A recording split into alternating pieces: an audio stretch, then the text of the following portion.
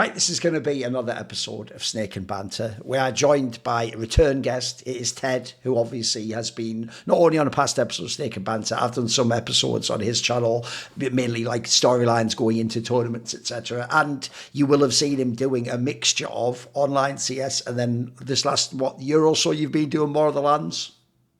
Yeah, been traveling a little bit. Spent maybe half my time throughout the last 2 months in Bucharest for the Draculan events, so that's been fun. But yeah, things have been going well. And as you mentioned about Mouse show, I feel like at this point I need to give you like 30% or 50% of the show because you've been on there for like 5 times I think already for 1 year.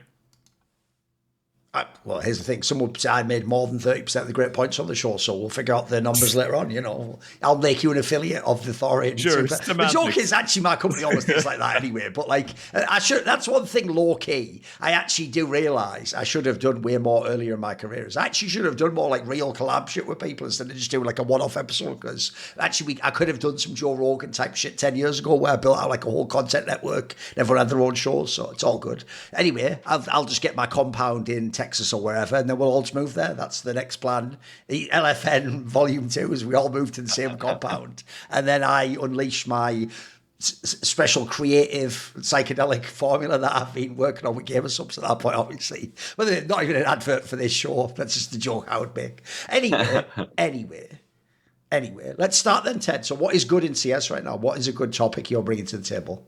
All right, so as a true Tier 2 Counter-Strike merchant, even though I'm not looking at those guys as a pure Tier 2 team anymore, and I don't think you could call them a Tier 2 team anymore, I'm talking about 3D Max here, for my good point. And the reason I want to talk about 3D Max, first of all, I am a supporter of the old school French scene, so for me to see Body doing well is good, but I actually think 3D Max has been one of the most entertaining teams to watch in the let's say the line between top 5 and top 10 right now, so between the 5th and the 10th place in the world. I feel like they are becoming one of the most entertaining underdogs, and a lot of it has to do with the fact that obviously Graviti is now the in-game leader, and they changed the coach. They brought in who is the assistant around 3 months ago, but the majority of the improvements have been happening lately. So in case people have missed it out, ESL Pro League, they went through stage 1, started things off with a loss against Inner Circle, but then were able to take down Rooster Heroic and so that was pretty standard. And then they had one of the most legitimate runs, I think, through the main stage of EPL. The 2 teams that they lost to in the group stage were Mouse and Furia. They beat FaZe, they beat Navi, they beat G2 in an elimination game, and they even brought it really close against the Falcons that ended up making the grand final in the quarterfinals and lost the 3rd and final map in overtime. Then you go into the CS Asia Championship. They drop 1 series against Legacy, but at the moment of us recording this, they've qualified for the grand final against Legacy, right? And they took down Liquid, they took down Fnatic, they took down VP, and they took down LimVision. Now, the good thing for me, mainly when it comes down to 3D Max, is the fact that I'm seeing targeted attention towards some of the issues that the team had before. So if you were to try and probably describe 3D Max, let's say half a year ago, most of us would say they have really good off of spawn ideas, they are pretty explosive, they have good set pieces, but then in the middle of the round, late rounds, they sometimes get a little bit lost. Now I feel like they've transitioned to becoming one of the, if not the best mid-round teams in the world in the last 2 events. And I say that with the understanding that there's obviously a lot coming into it. I don't know how much is just Graviti. And we've seen a lot of interviews from players, Maka himself saying that he feels like Graviti is using the players in a better way because he gets a better understanding on how to do that. But I feel like mid-round wise, there's been a lot more ideas. It feels like everyone's on the same frequency. Mac is playing individually a little bit better, which is good considering he's not the in-game leader anymore. And then in the same time, you're seeing a really improved performance from someone like Exorcist, for example, who's been filling in a lot more aggressive spots lately, but then again has been left in the clutch a couple times and doing a good job. So I feel like 3D Max in general is just moving in a good direction, even though they're still having those really standard for their nature of play as a team odd moments where they can lose in losable situations. I still feel like they're going in the right track. And to be fair to you, I didn't really see them improve that much when they appointed Graviti in-game leader, but I feel like they've become a lot better in some aspects of their game that needed improvement ever since that change. 3D Max are definitely one of my favorite teams to watch. I have been pretty high on them for a few months now. I remember on Hot Take Point Made, I think it was about 2 or 3, I think it was 3 months ago, is when I said that they were a top 5 tactical team in the world, because I simply put, so I still play ESEA main with a bunch of friends. I've talked about this on podcasts and everything like that, and they're the only team where I watch them. I actually write down the round number of a strategy that I liked being called on various maps, and then I consciously will go back to their demos and watch what flashes and smokes they threw to make the strategies so effective, because I think anyone could do it. I think anybody can do it in a good way, like in a very complimentary way. It makes it feel like, oh, okay, let me just steal from this team the best flashes and smokes all the time, so that I can show some of my, literally the same friend. Like, dude, when I'm playing with like my boomer friends, like no one's really asked to like do anything. Like, we're just trying to, so I just say, this is the essential flash. Like, everybody just learn this one flash, so all of us can throw this whenever we need to. And here's the one smoke that kind of makes the strat a little bit more interesting. And I make such a conscious effort to watch their games a little bit closer. And so I've been following them. Yeah. So the Graviti for Maka move, I like that you identified the mid-round aspect of them, because I feel like Graviti I think he knows that he's supposed to let individuals off the leash a little bit more. I think that has come mostly in the form of exercise. I know people say exercise, but I'm not going to say that. I don't studied understand. French. I just can't use the exercise version. Okay, I it's just for exercise.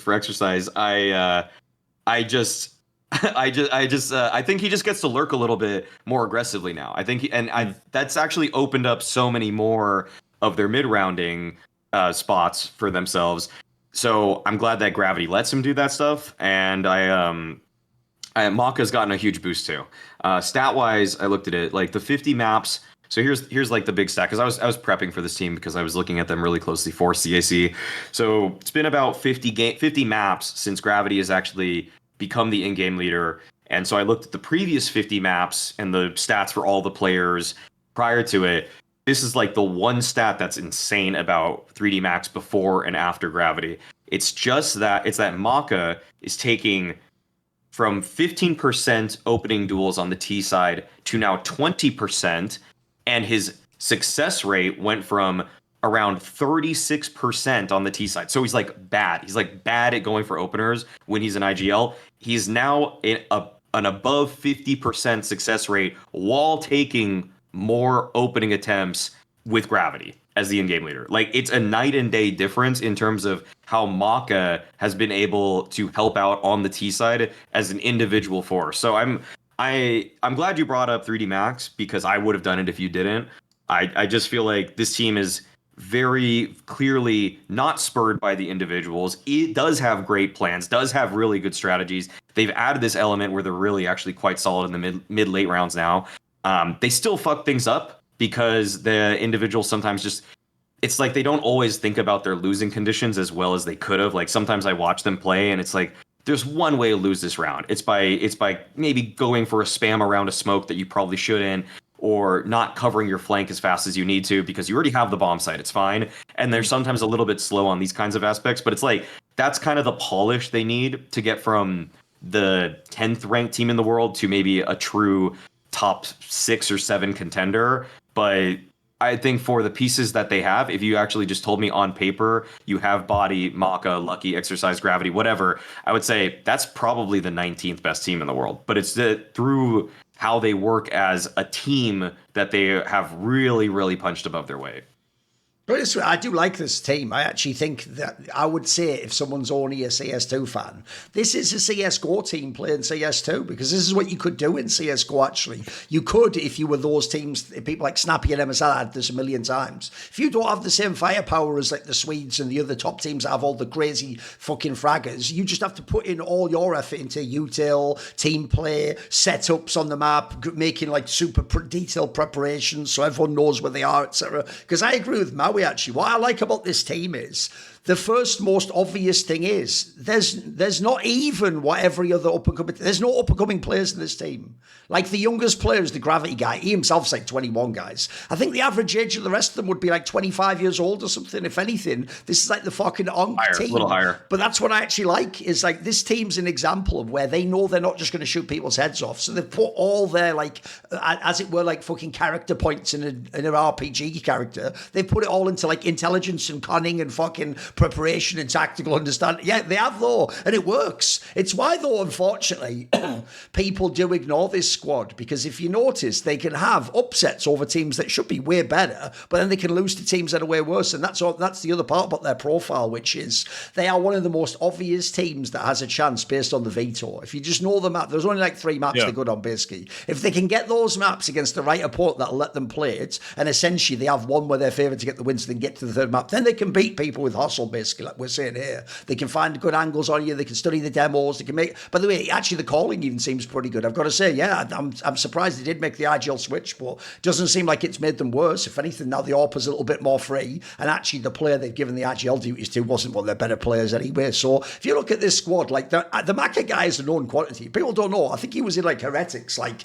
half a decade ago or something ago. This is like a long... So if he was ever going to actually make it to the top, it would have happened already. So what I actually like about this squad, to surmise, is they actually have a complete profile as a team. You can see where their strengths and weaknesses are. It even makes sense who they beat, by the way. I've had loads of times I've bet on this team as an underdog and got the win because I just know which ones have the right veto and style to play into. One of the problems, obviously, like you will have seen when they just played Falcons recently, is they do lack some firepower. So if they go against teams that have really hard hitters, then they do struggle, because understandably, if their best players are fucking Maka and Exorcist or whatever, that's not good enough to shape up against superstar stud 18-year-old CIS players or just like top 20 HLTV players. So they do have a limitation, but by the way, that's through no fault of their own. I don't know who they could recruit. I also, like I said about the thing with Maka, I don't feel like any of these players have to go elsewhere either. Like, I would just keep this team together. I actually enjoy watching them. To me, they're sort of like a gatekeeper, not on ranking, but more on like style of play. Like, there's a certain type of team and opponent that if they play, they will actually test you. They will make some of these teams sort of earn their checks, as it were. So no, I like them. I think they're a good team to watch. They're actually the example of the sort of team I do like to see early in majors. I don't mind if teams like this go. They're actually going to make you fucking earn your spot. Yeah, one interesting thing to add about 3D Max, actually, because I did do an interview with Maka like a month ago when we talked about the change. He told me that they made this change to Graviti becoming the in-game leader simply because he was struggling individually, and they wanted to find another way for Graviti to be useful. So the moment that I actually heard that, through my head, it was going, well, they wanted to make a change, but they realized it's the most inconvenient moment of the season to make a change. So they decided to switch things up within the team and see if that's going to lead to something. So for me, it's even surprising that this is working out. Obviously, you could have the point about what happens to a striker, a football player, when they've played a defender or a midfielder early on in their career. They understand the field a little bit better, the pitch a little bit better, right? You can make that point about Graviti and how he's able to use and why he's able to use his teammates better than maybe Maka was. But it is funny because apparently the last time Graviti was an in-game leader was in something like his high school team or whatever. It wasn't even in Gen 1. So even before Gen 1, he was an IGL for the last time. And then suddenly he's doing a really good job. But yeah, I just think they're really entertaining right now. And I think it's impressive, as you both pointed out, the fact that they don't have a single player that you could consider a world-class superstar, but they're still able to beat some of those teams and take them really close.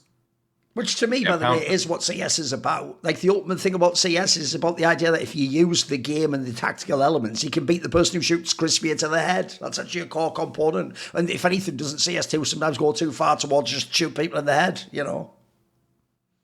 Yeah, I mean, you'd have to go, if you just wanted to play, like, who's the best player per team, the next team that would probably match with 3D Max would probably be, like, Pain, saying, like, best player versus best player. Who's, like, I don't know, the best player on Pain is maybe, like, depends what you think, like NQZ. Like, NQZ versus Maka is a pretty even battle, sure. Actually. NQZ might even be a better player. Like, it's kind of a weird thing to say that, but everybody else, like in the top 13 on the HLTV rankings, they all have a player that's definitely better than everybody on 3D Max. So it's really impressive. I think the matchup today versus Liquid actually was the best example of why 3D Max is fun to watch, because if you watch Dust 2 versus Liquid, dude, they're just getting ran at. Like Liquid just they just didn't care. They just ran up mid. They pushed shit by themselves. Like Naf was just pushing by himself. Elysian Nerds were just pushing. Ultimate was going for picks. Like they didn't care. And 3D Max couldn't punish them. They just like in the beginning they had a good start, but once Liquid got into the flow of the game, 3D Max had no chance at fighting back, just pound for pound, just raw gunfights. But then you go to Nuke, and Liquid can't do that because it's a more tactical map. There's way more spots that the 3D Max players can be, and so you can't just go for gimmicky like one-off pushes, solo pushes. And then on Inferno, it's down to the wire, but 3D Max just have better map control procedures. They have better strategies, better execution. And so again, the individuals from Liquid couldn't get over the line. Like Liquid has better players than 3D Max. I'll say that 100 out of 100 times, but it's just that 3D Max are clearly the better team. Okay. Right, Maui, then, what is your good point? My good point's kind of a weird one. I think all my points today could probably be ugly points, but I'm trying to like just shade them one direction or the other. Scroll bar them in, okay. Yeah. So the good point here is that I think that it's actually great to see Config retire in this fashion, for it to be off of a reflective bout with himself, recognizing how he's had a nice distinguished career, how he knows. It's almost like it kind of felt like from reading a lot of the interview that it's if he kept playing, he could be doomed to the same old habits of the past. And then so having a more significant life change is gonna, and I know that, like, Yanko wrote this one tweet that was kind of like, I don't know if Config knows what this job is or whatever, and yeah, maybe he's still learning the ropes in that capacity, but I think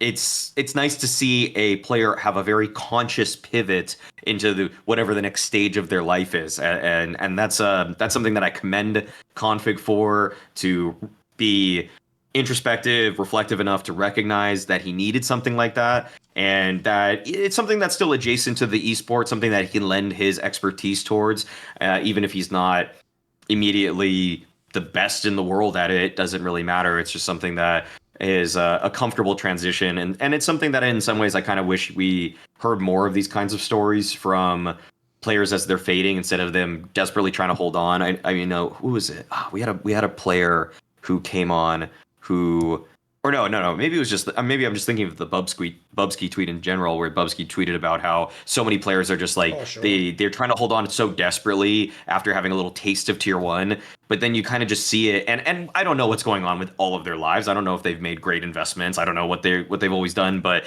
I think just having a natural next transition, instead of just kind of like holding on to the vestiges of a burnt out career, it's just good to see in general. So I'm actually just pleasantly surprised with Config's next step in his life, and I'm just happy about it. So it's my good point.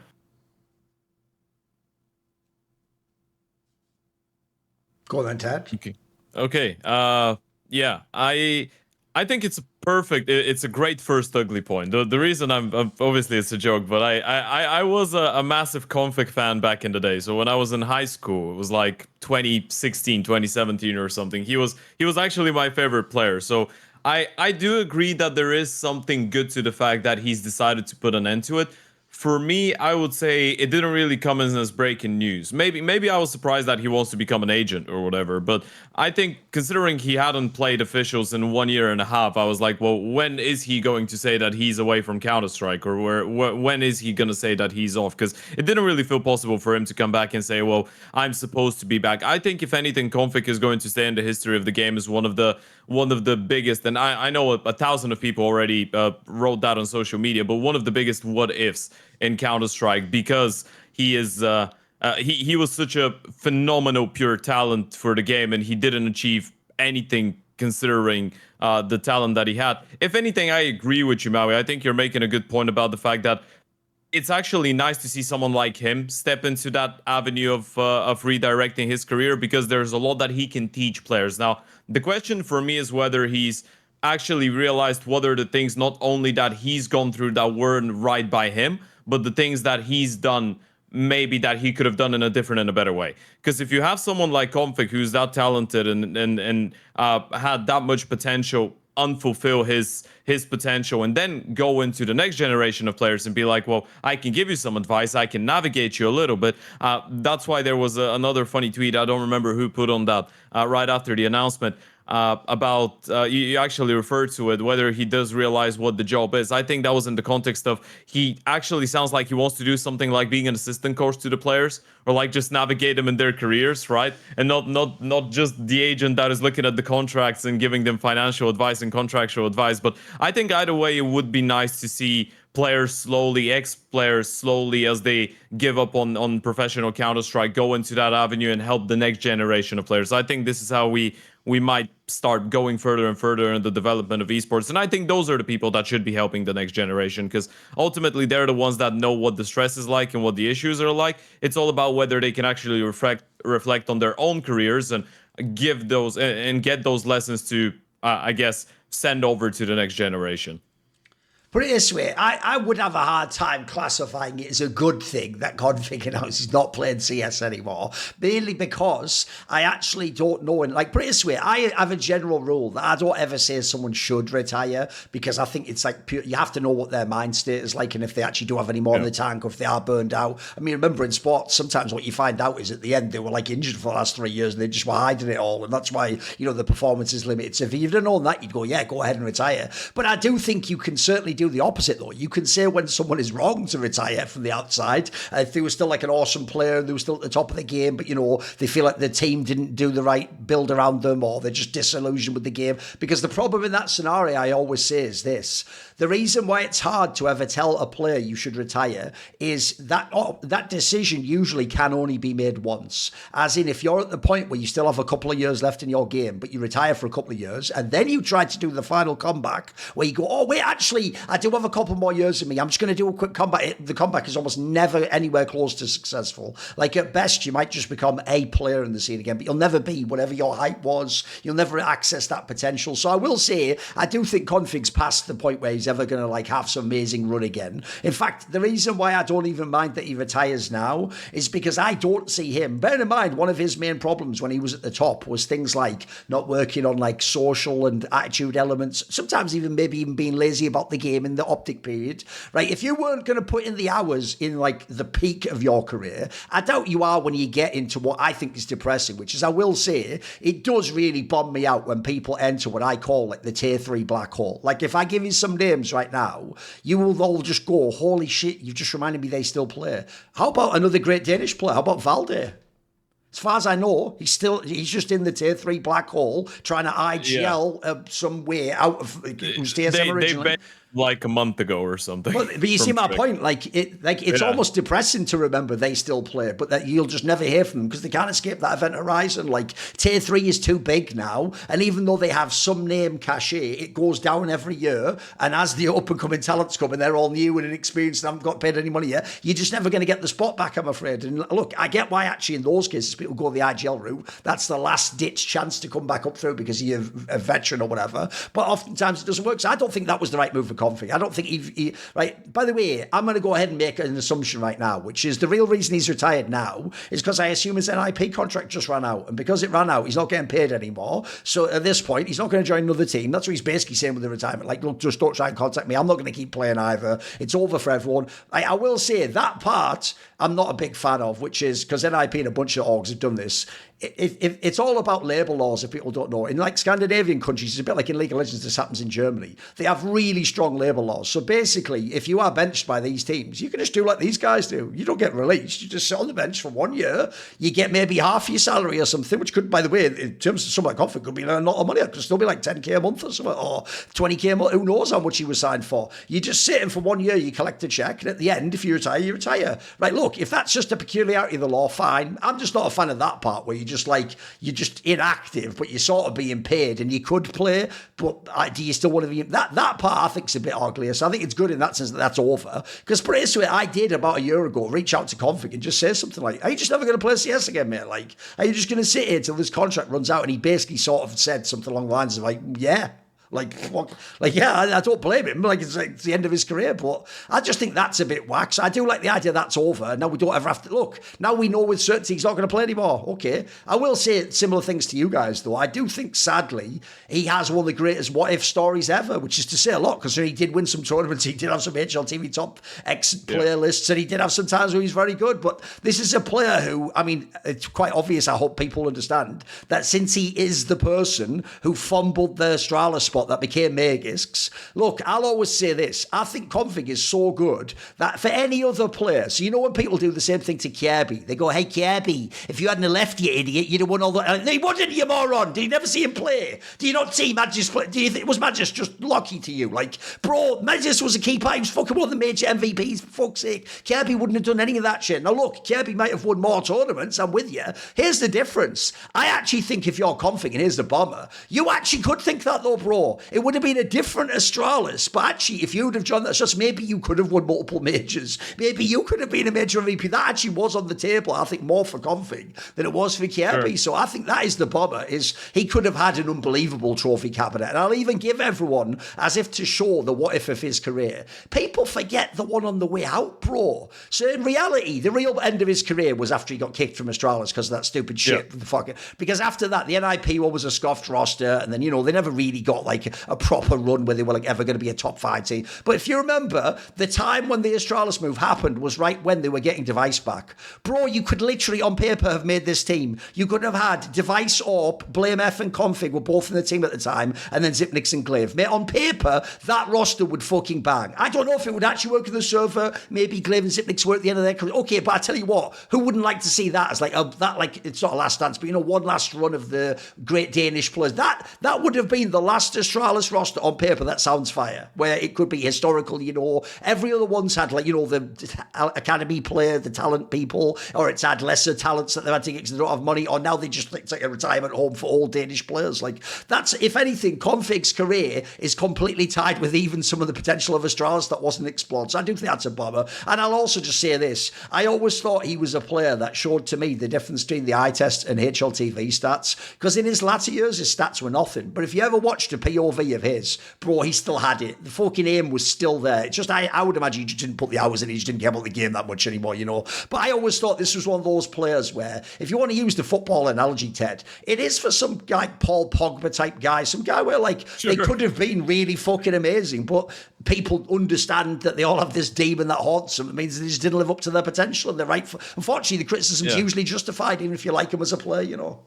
You know who's the person I'm thinking about when you make the football reference? This might be a little bit too niche, but you remember the French guy Hatem Ben Arfa, who played on PSG as well, and on Nice in France, and on Newcastle as well. Like, he's that type of a player that you're gonna see compilations of the streets will never forget. I feel like Config is the same type of person. Yeah. It's like you watched him for a couple of years between 2017 and 2019, and you're thinking, this guy is a top 10 rifler in the world. And then fast forward 5 years, and the guys that and the people that have started watching Counter-Strike from CS2 are like, why the hell is everyone talking about Config? No, I haven't seen him do anything. Yeah, no, you nailed it.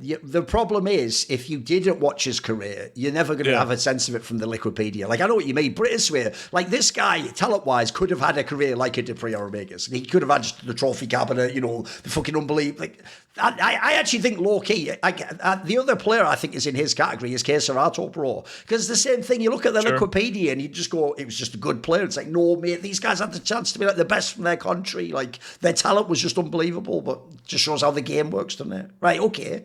Isn't it just also he was the what if is also if he wasn't late for that interview. That's a big one too, right?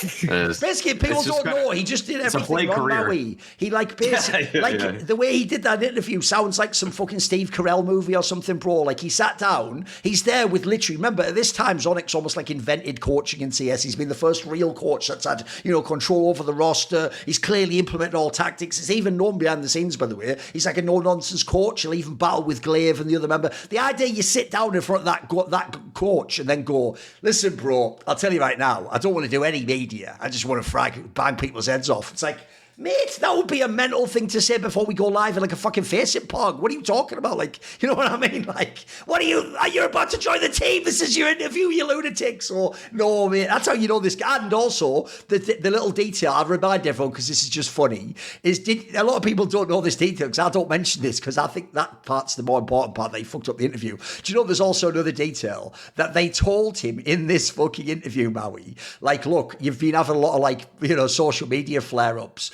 I don't want to see any of that while we do this interview. And supposedly he went home that night and got into a Twitter fight with me on Twitter.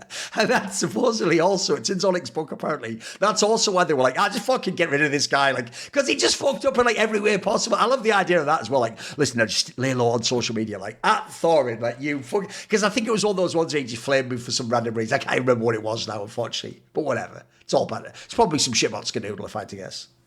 Right.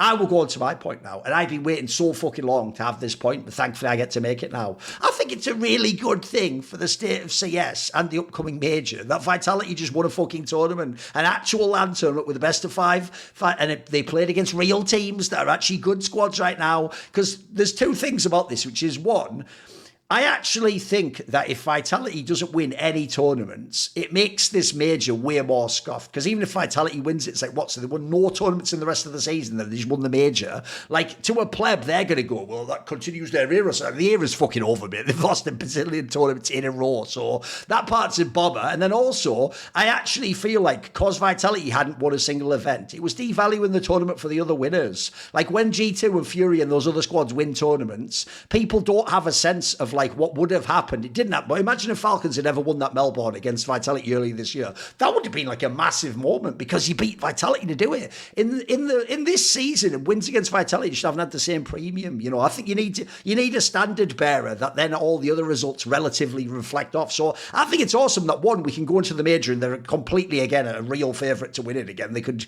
elevate their level, they could get their shit together too. They also look just way better in this particular tournament, I thought, generally, than before. And by the way, Zemu didn't even look like he was peaked, but still good enough. Still good enough to, if he plays like that, they can still win every tournament. I can tell you, like it's doable. And then thirdly, I also think for the other teams, it's really important that like there is a really good top team, because right now, technically it was going to be Spirit, but no one knows what's going to happen with Spirit. They've just made their roster move. We have to wait for that to win. So I think you always need to have like a final boss in a way. So I hope Vitality can again assume that position. Thoughts, boys? Ted, in general, you go first, mate. Okay, right. I'd say I agree with you. I think it's a really I was really happy about it, but for a couple of reasons. First of all, I still am praying for the day when a team we will be able to call greater than the greatest of Astralis versions. Sure. And I think Vitality is the team that could do that if they win a second major this year and keep it going next year. But I do agree with you to the extent that there wasn't as prestige to some of the event wins, which is a crazy thing to say, by the way, because when you think about it in retrospect, Vitality have not been eliminated prior to the stage of a semi-final in an event since the start of the season. Even though they haven't won those events, they're still making top 4. But we're standing here being like, well, something's not working out for them. Are they eating too good? Are they not practicing enough? Is it whatever it is? I don't really think. Maybe it was we're eating too good and we believe in ourselves a little bit too much at the start. I don't think it was like that towards the end. I, in general, think that Counter-Strike right now is incredibly competitive, and there's an enormous amount of dark horses that could beat you on a good day for them. But I do agree that it was good. I do feel like the shocking part for me, or the impressive part for me, was the fact that they did it in a really convincing fashion. I wasn't expecting this final to be more one-sided than the previous ones that they played against the Falcons, right? Because the last 2 times they played them, it went all 5 maps, and Vitality back then, you would argue, was more solid than Vitality is supposed to be now, right? But then you go up against the Falcons and you 3-0 them, and the second map is more convincing than the first one, and the third one is even more convincing than the second. And Messi and Flames standing up in that grand final was, I think, for me, the main surprise, especially Flames on the first 2 maps, because you pointed out ZywOo wasn't on his 100%. I don't really think he needs to, and I agree with you on that. I feel like Vitality now is really exciting because you can see how ZywOo doesn't win an MVP, but they can still win a tournament, and they can still be with a really big margin, the best team in this entire tournament. And I feel like it's actually scary for a lot of the other teams, because yeah, Spirit is supposed to be one of the best teams, but they had a disappointing showing in the most recent event that they played. Zway is still having a bit of a tough time getting implemented in that new system after Tenier got, I guess, signed up, and it still feels a little bit wanky at times. The Falcons, you don't really know what is going on there, even though they are improving on paper, and, you know, m0NESY just played his best event as a Falcons player as well, but I think in general, Vitality winning this puts a lot more weight onto the second major, and it just in general means that everything is going to be a lot more interesting from here on out, because as you pointed out rightfully so, if G2 or Furia now go on and win an event that Vitality attended,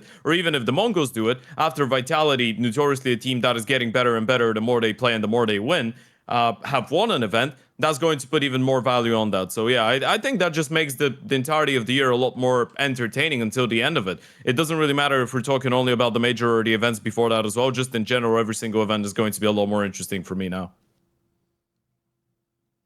I feel like I don't know. I fixated on the whole prospect of the era, and yeah, the streak of tournament victories is dead. I kind of just wondered to myself, if they just started picking it up and winning a lot of tournaments right now. I mean, I know the way you consider an era is different because, you know, yeah, there were what, like 4 tournaments roughly that they just didn't win, but they still had semi-final appearances. That still feels like we're kind of under, if they start bouncing back and just winning stuff again, if they win, what's coming next for them? Probably Chengdu, if I have to imagine, and the Blast Rivals event and the major. If they just go on to win a couple of those, including the major, I'd have a hard, and they always finish in the semifinals or better.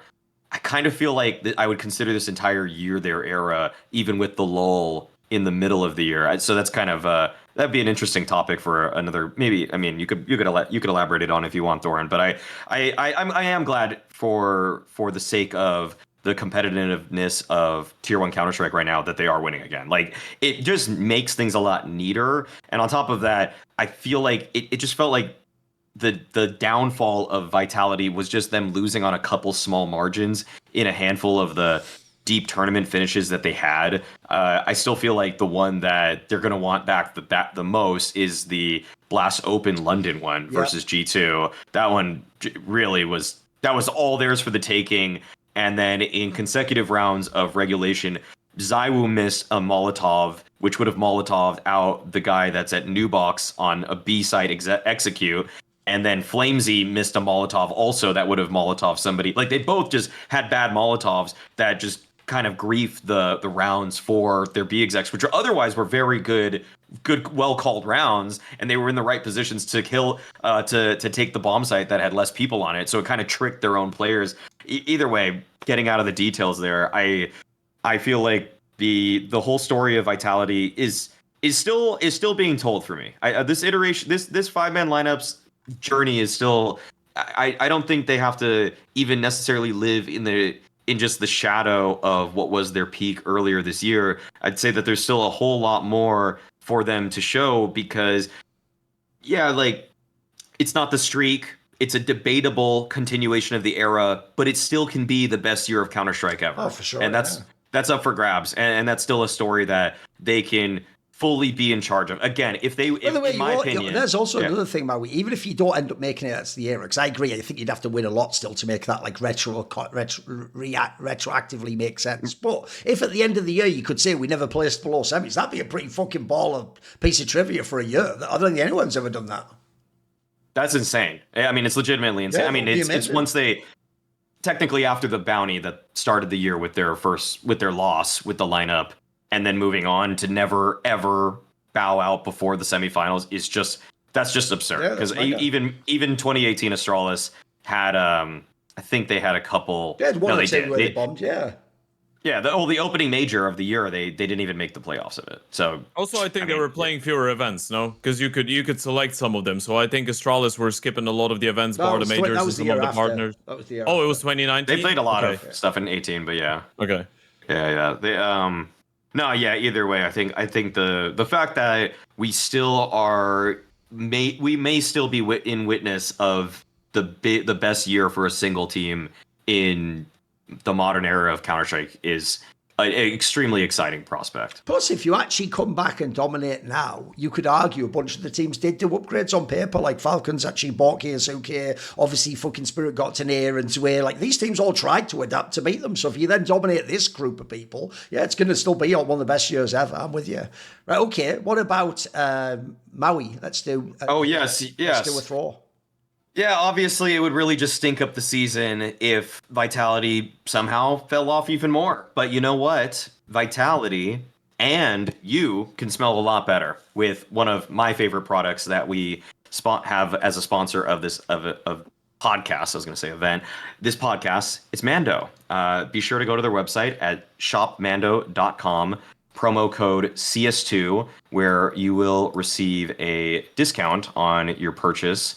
Right now, I am using the bourbon leather underarm stick, roll-on stick, and I'm also using the spray. Sometimes I just feel like using one or the other. I actually literally bought both for this trip, and I'm just gonna say again, Mando has just easily become might be my favorite product we have. I still like all of our sponsors, but it might be the product I use on an every single day basis. I seriously swear by their products in terms of the sense that they have.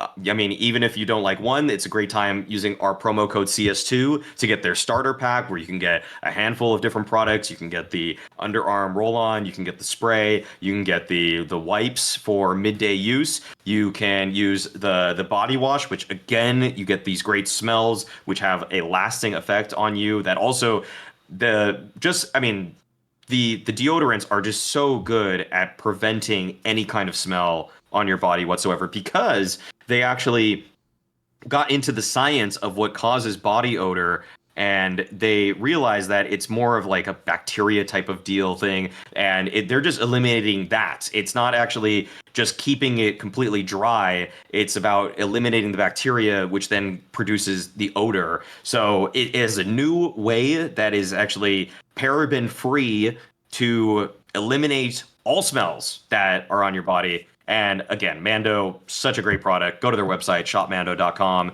Use our promo code CS2. Tell them Snake and Banter sent you, and smell as good as Vitality do after their fresh win, or maybe as good as I smell.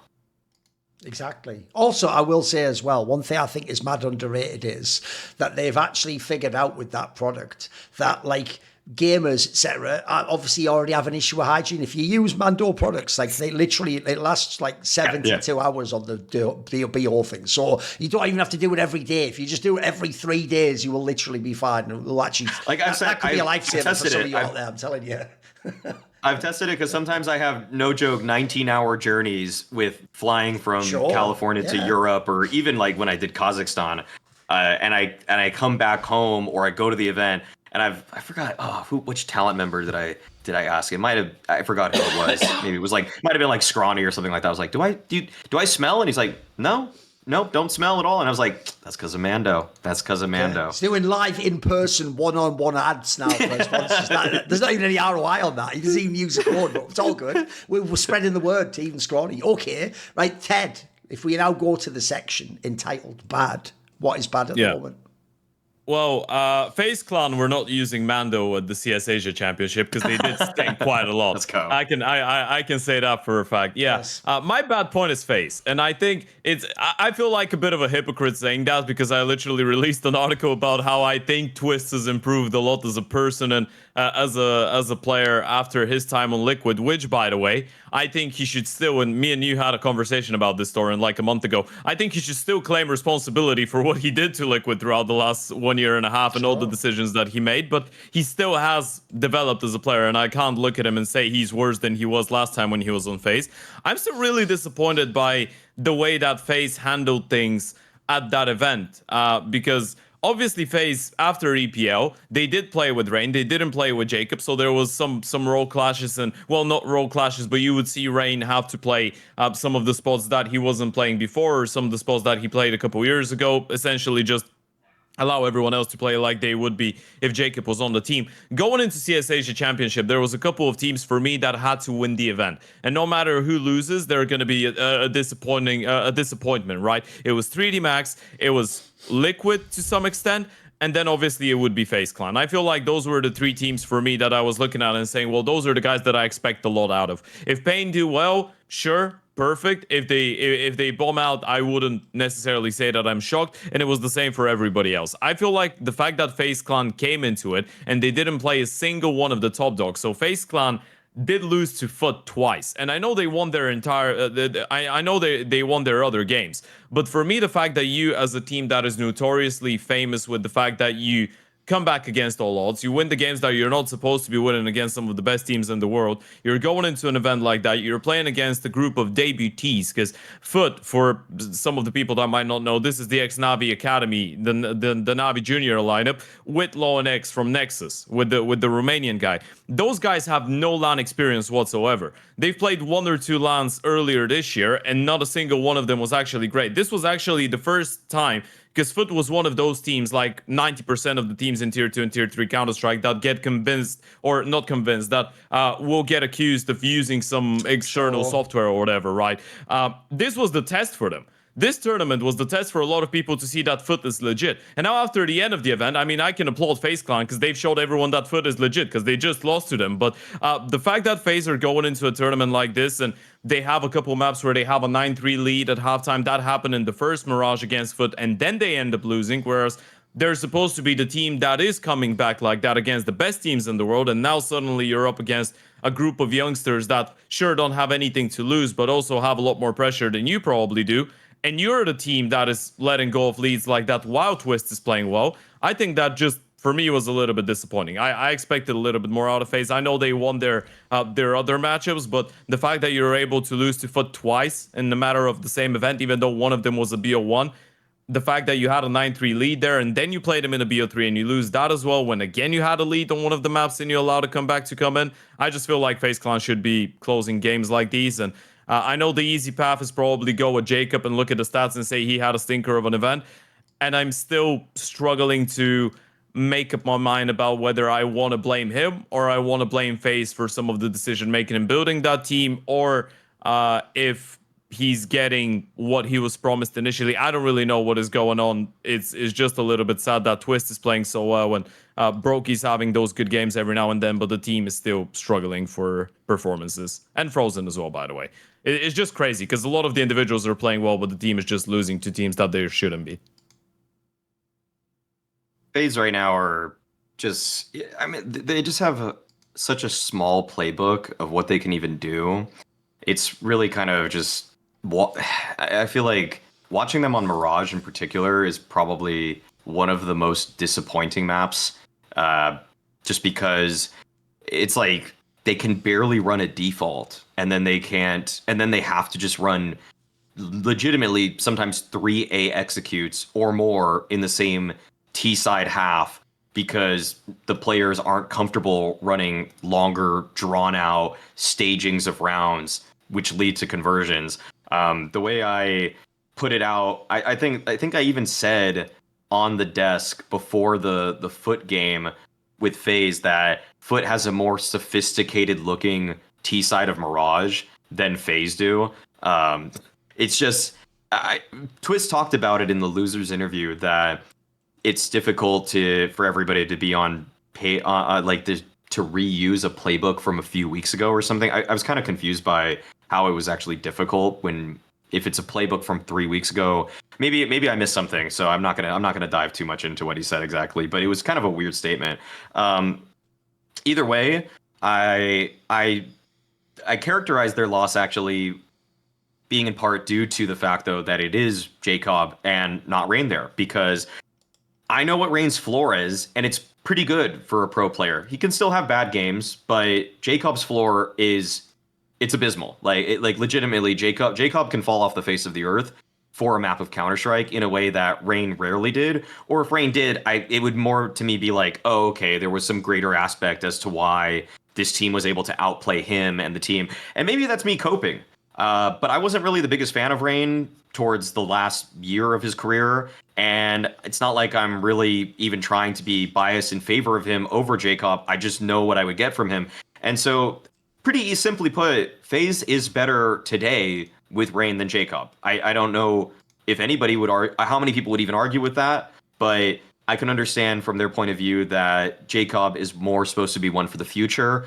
But it's just that Jacob passes the lowest barrier of what it takes to be a tier 1 pro, which is that he can aim super well on entry routes. I mean, I feel like you could probably pick, no joke, 50 kids that all have around 3.7k elo in European Faceit, and there's going to be many that are qualified just as much as Jacob for that singular reason. Jacob, of course, on BetClick Apogee was pretty good at following the strats too, but it felt like, I mean, watching Apogee play, they were so driven by set pieces on bomb sites that I understand why karrigan just goes for A execs. And I don't know if Jacob really knows how to play a layered round out in terms of structure. I feel like Apogee was so much of a one-trick team for me that it's just like A exec, B exec, okay, mid control with these exact nades into a bomb site split. Like it wasn't like we're gonna take map control, we're gonna wait for a while, we're gonna play to punish, then we're gonna make a mid round based off of whatever they give us. Because on Ancient in particular, karrigan got Jacob out mid. Like FaZe got Jacob out mid. And every time Foot decided to re-aggress mid, Jacob died. Like, he just was never ready. And it was like walk pushes. It was like they were literally just walk pushing him, and he would turn around. He would just like look the other way, like he has to look at where he's walking to get back to where he needs to go next for the mid round, which is just like, it's just mind-boggling that you're just not ready. Like, you're not using your crosshair efficiently to still monitor an angle as you're moving to the next spot on the map. Like I just couldn't. It felt like when I was watching, it was almost like, oh, this is what it's like to watch a Valve programmed bot, like an easy bot that's just like, I will turn and then press W to the next place I go. It's like, okay, Rain wouldn't do that. Like, I know for a fact Rain's not doing that. He's gonna hold the angle that he needs to hold. And so there's rightfully blame on Jacob. I'm not like, I know he's new. I understand that he's getting adjusted to tier 1. I'm not saying cut him forever. He never deserves another chance, but he's objectively quite bad right now. Like, he is just legitimately, actually, I would say this. He is very bad for a tier 1 pro. If you took the 4 events that he's played with, or the 3 events that he's played with FaZe right now, and judge those events, they're bad. Like, I don't know why we're afraid of or averse of saying that he has absolutely failed thus far to make the jump to tier 1. Let's see how the whole season plays out. I'm not saying to cut him yet, but that's just the reality of the matter.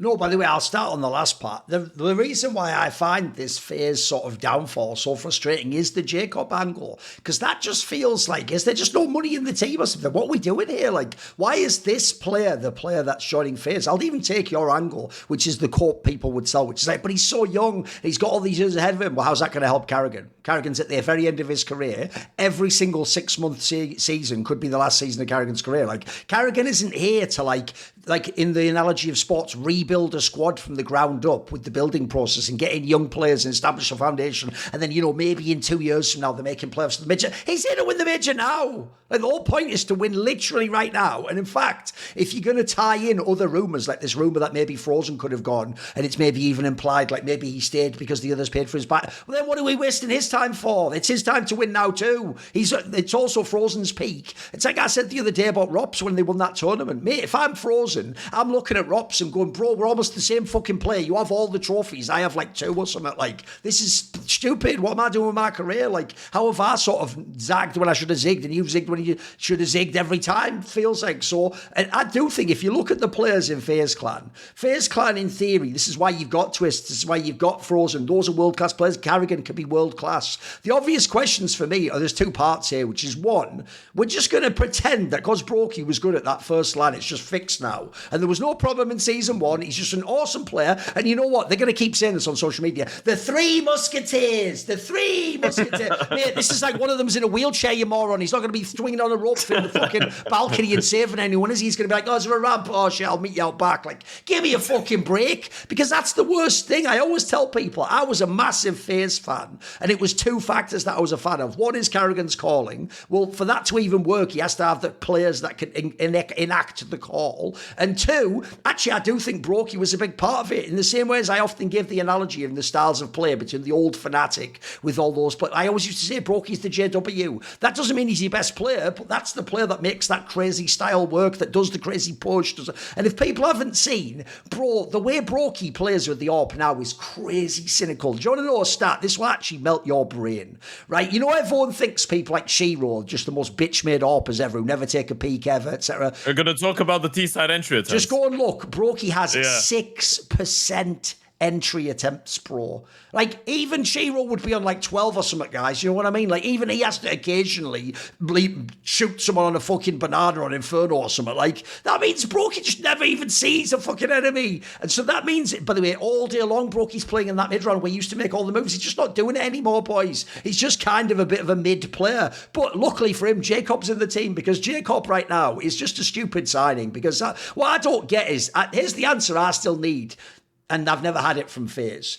Did you recruit him because you think he is some unpolished gem that you're going to now make into a top player? Or did you recruit him just because he can do range rolls? Those are very different questions, you'll notice. Because if you really think this is like some potential talent, then also why are you putting him in range spot? Just give him his spots in the game, set him up, and let's go to work. Let's show that this is a top player. I think this is a very cynical move. This just looks to me like you just wanted to leash out the team quickly. You got someone who was available short term. Then you got the twists move done. But now you've ended up in a scenario where the actual ultimate nightmare fuel, this is where people should be careful what they wish for. You know, everyone loved it when Rain came back for Pro League because no one's ready to let him go. We've also had this big discussion about how unfair it is. Also, one last run, Twists gets to play with Rain. That was the worst thing FaZe could ever have done to their team because they accidentally tripped over and looked half decent when Rain was still there. They beat fucking Spirit and they actually could probably, like, on some crazy outside chance, have been in the final of that tournament. And then now they're not going to use Rain. They're going to use this Jacob lad. It's going to look way worse. You have none of that aspect. And you just now that, by contrast, the stupid Rain standing makes this roster look even worse.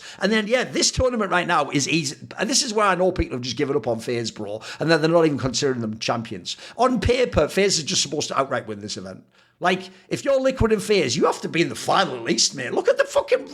Like, I'm sorry, 3D Max, they're supposed to be also runs. Like, in a normal LAN, they might even make top 8. So, this is the ultimate failing that they couldn't get it done. And fuck, miss me with all that. Like, but the playbook of that, bro, no one made you do the roster moves at this time. You chose when to make them all. You chose to make these moves. Like, and now we're blaming the playbook. You fucking FaZe Clan, for fuck's sake. That's not even what FaZe Clan's about. It's not fucking old school Astralis. Like, if the team worked, it would work on some level. You'd at least see some of the DNA, and for me, you don't get any of it, which is why it's a bummer.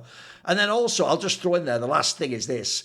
I do think the one thing that has worked is Twist looks really fucking good. That part's worked out. But the issue there, and this is why I'm just going to do this as a needle to everyone from FaZe Clan is, well, we already had that happen. We had a guy called Elise who was playing really well. You couldn't fucking win games with him either. So guess what? I'm done on the whole, like, Frozen plus one other person can be really good every game. Where's Brokey? Where's Jacob? You've recruited these people. Where are they? Because I actually do agree overall. Even though if you asked me, should they remove Rain? I would say yes, because I'm obviously hoping they recruit like a top player, like a fucking sick AWPer or a fucking amazing, right? But if you're not going to, I do think people are underestimating. The flaw in his game was pretty legit though. Like, I agree with Maui. Even like a low stats performance, if you watch the demo, he probably did some interesting moves or like fucking filled in some of the gaps somewhere or sacrificed himself for someone. The Jacob guy, I think, just is playing bad, unfortunately. And I do think it is entirely reasonable, like everyone would with every sports franchise, that if you join a top franchise, you are expected to be really good. I'm sorry. This isn't some, like, you know, middle of the table. Like, the joke is, if Jacob was on 3D Max, we wouldn't be fucking flaming him. We'd just go, let's see how he works out. If you join FaZe Clan, like I say, I do think the expectation for some of those players is win the major. And I don't think right now Jacob wins you the major. So I'm with you. I think this, by the way, I also like this is just bad, not ugly. Like, right now, we have no reason to have some, like, delusional hope. Like, it's up to FaZe to show us that, mate. I think from what everyone's seen so far, aside from Twists, what's there like about FaZe? Not much, right? Oh, maybe the stars on top of the logo that they added. That looks pretty cool. Yeah. Even though I will notice, some people did mention it, but that is the same shit as Falcons, guys. Just some stupid shit from another game. You're supposed to put those if you win something in Counter-Strike. It's whatever in it. Right, go there, Maui. What is your bad point? Bad point is it's just kind of annoying because suddenly my interest is piqued with Big because they go out, they bench hyped, and then they pick up Grix. And I think, I wasn't the biggest Grix supporter from day one, but I definitely think he's better than hyped. And I was more just kind of, now the bad point of this is obviously that Krimbo is now benched on the team, seemingly from a mutual parting of ways. I just honestly, I kind of can't believe that Big are doing one great move for themselves, and then however this broke down in any aspect of it being mutual, it's hardly ever usually actually the mutual. And I like Krimbo a lot more than some of the people that have mutually parted ways with some of their teams in recent memory, but I'll still say what it is. I don't know. I mean, like, it's just that it's probably like Big wanting to just change something about the team in general, but this guy has been by and large their best player for years, maybe a year, 2 years now. There's been moments where JDC rivaled him in rating for brief periods, but if you just look at the last 3 months, Krimbo, rating-wise, has been their best player. Last 11 of the 15 events that he's played with Big, he has had a 1.0 or higher rating. He's legitimately playing very difficult spots. If everybody wants to talk about roles and everything like that, like, Krimbo has the worst roles. Like, I mean, it's just like, you're not getting players like this all too often. The easiest player comparison I could give, even in terms of the actual literal positions they play, is Mezzi. Like, you have, and even to that fact, I mean, I'm pretty sure Krimbo is probably kicking himself if those Vitality rumors were true a while back, where Vitality were looking at supposedly, I don't know what truth there is to these, but they were supposedly looking at Krimbo, but Krimbo decided to stay with Big to stay with a German lineup as opposed to jumping ship to Vitality. That one's really going to sting, because if it was him instead of Mezzi, not sure they would have. I'm not sure. Like, you never really know how it would have affected chemistry or anything like that. But if they had the 4 players that they do now instead of Mezzi, it's Krimbo, I'm gonna say they probably would have won a couple of those tournaments still, like, because I have that much faith in Krimbo's ability. And it's not like I'm even trying to downplay what Mezzi was doing. I just have that much faith in how good Krimbo is as an individual. Like, he was a caller at one point. He shifted his roles like so many times in the first couple of years with Big, so that other players could fit where they wanted to play. And what that kind of meant is that he's just now a super overqualified role player. Like, you looking at some of the spots he's played, like, he's a B anchor on Mirage. Like, he's a B anchor on Mirage, and he's a monster anchor on Overpass. Like, it's pretty absurd to put up and he's a B anchor on Dust 2. Like, the numbers he's putting up in tier 2 in these spots would really grab anybody's attention. And I think that there's this one aspect, and why it's just bad and not even ugly or anything, is that there's this one aspect to the situation where I feel like people are listening to, back when Searson decided to move away and kind of get into a little bit of content creation. He talked a little bit about Krimbo, and I can't speak German, so I couldn't, word for word parse it or anything like that. But from the translations that people gave online, Searson had his differences, and he was at odds with Krimbo. And I understand that Krimbo could probably, I mean, it's very possible, and I wasn't there in these conversations. It's possible Krimbo was difficult to work with, but I think I'm going to say, in my completely biased standpoint, I'm going to take Krimbo's side over Searson's, who wouldn't go to boot camps for, like, years, okay? Like, that was always the narrative regarding Big. Like, it's like, could they be better with Searson if he actually went to the boot camps? And suddenly we're, like, retconning it, like, oh, Searson's provided this interesting little bit of, this little diss to Krimbo. It's like,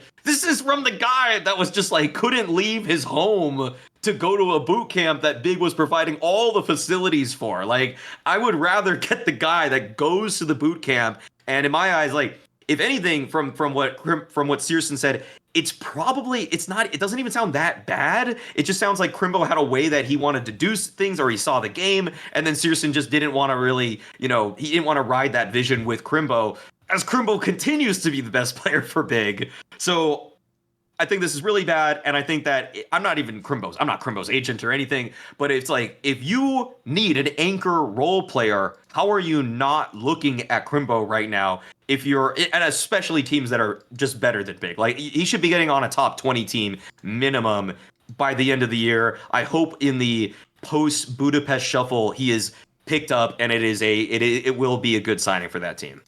You can even make the case Cerato comparison if you really want to with Krimbo, no? Because he's again, it's just crazy that he's always been, and I completely agree with you on that one, by the way. I think I've always been incredibly impressed by the way that Krimbo's managed to stay a world-class player regardless of playing on a team that loses to bloody Spirit Academy in the playoffs of a CCT more often than not, right? He's been great, but I just think Big is a mess. So I agree with you. It's not ugly. I'd say it is bad. It is bad because he's very young as well, which for him personally is a good thing. For Big is a very bad thing because I'm not even sure if you've actually utilized Krimbo in his peak.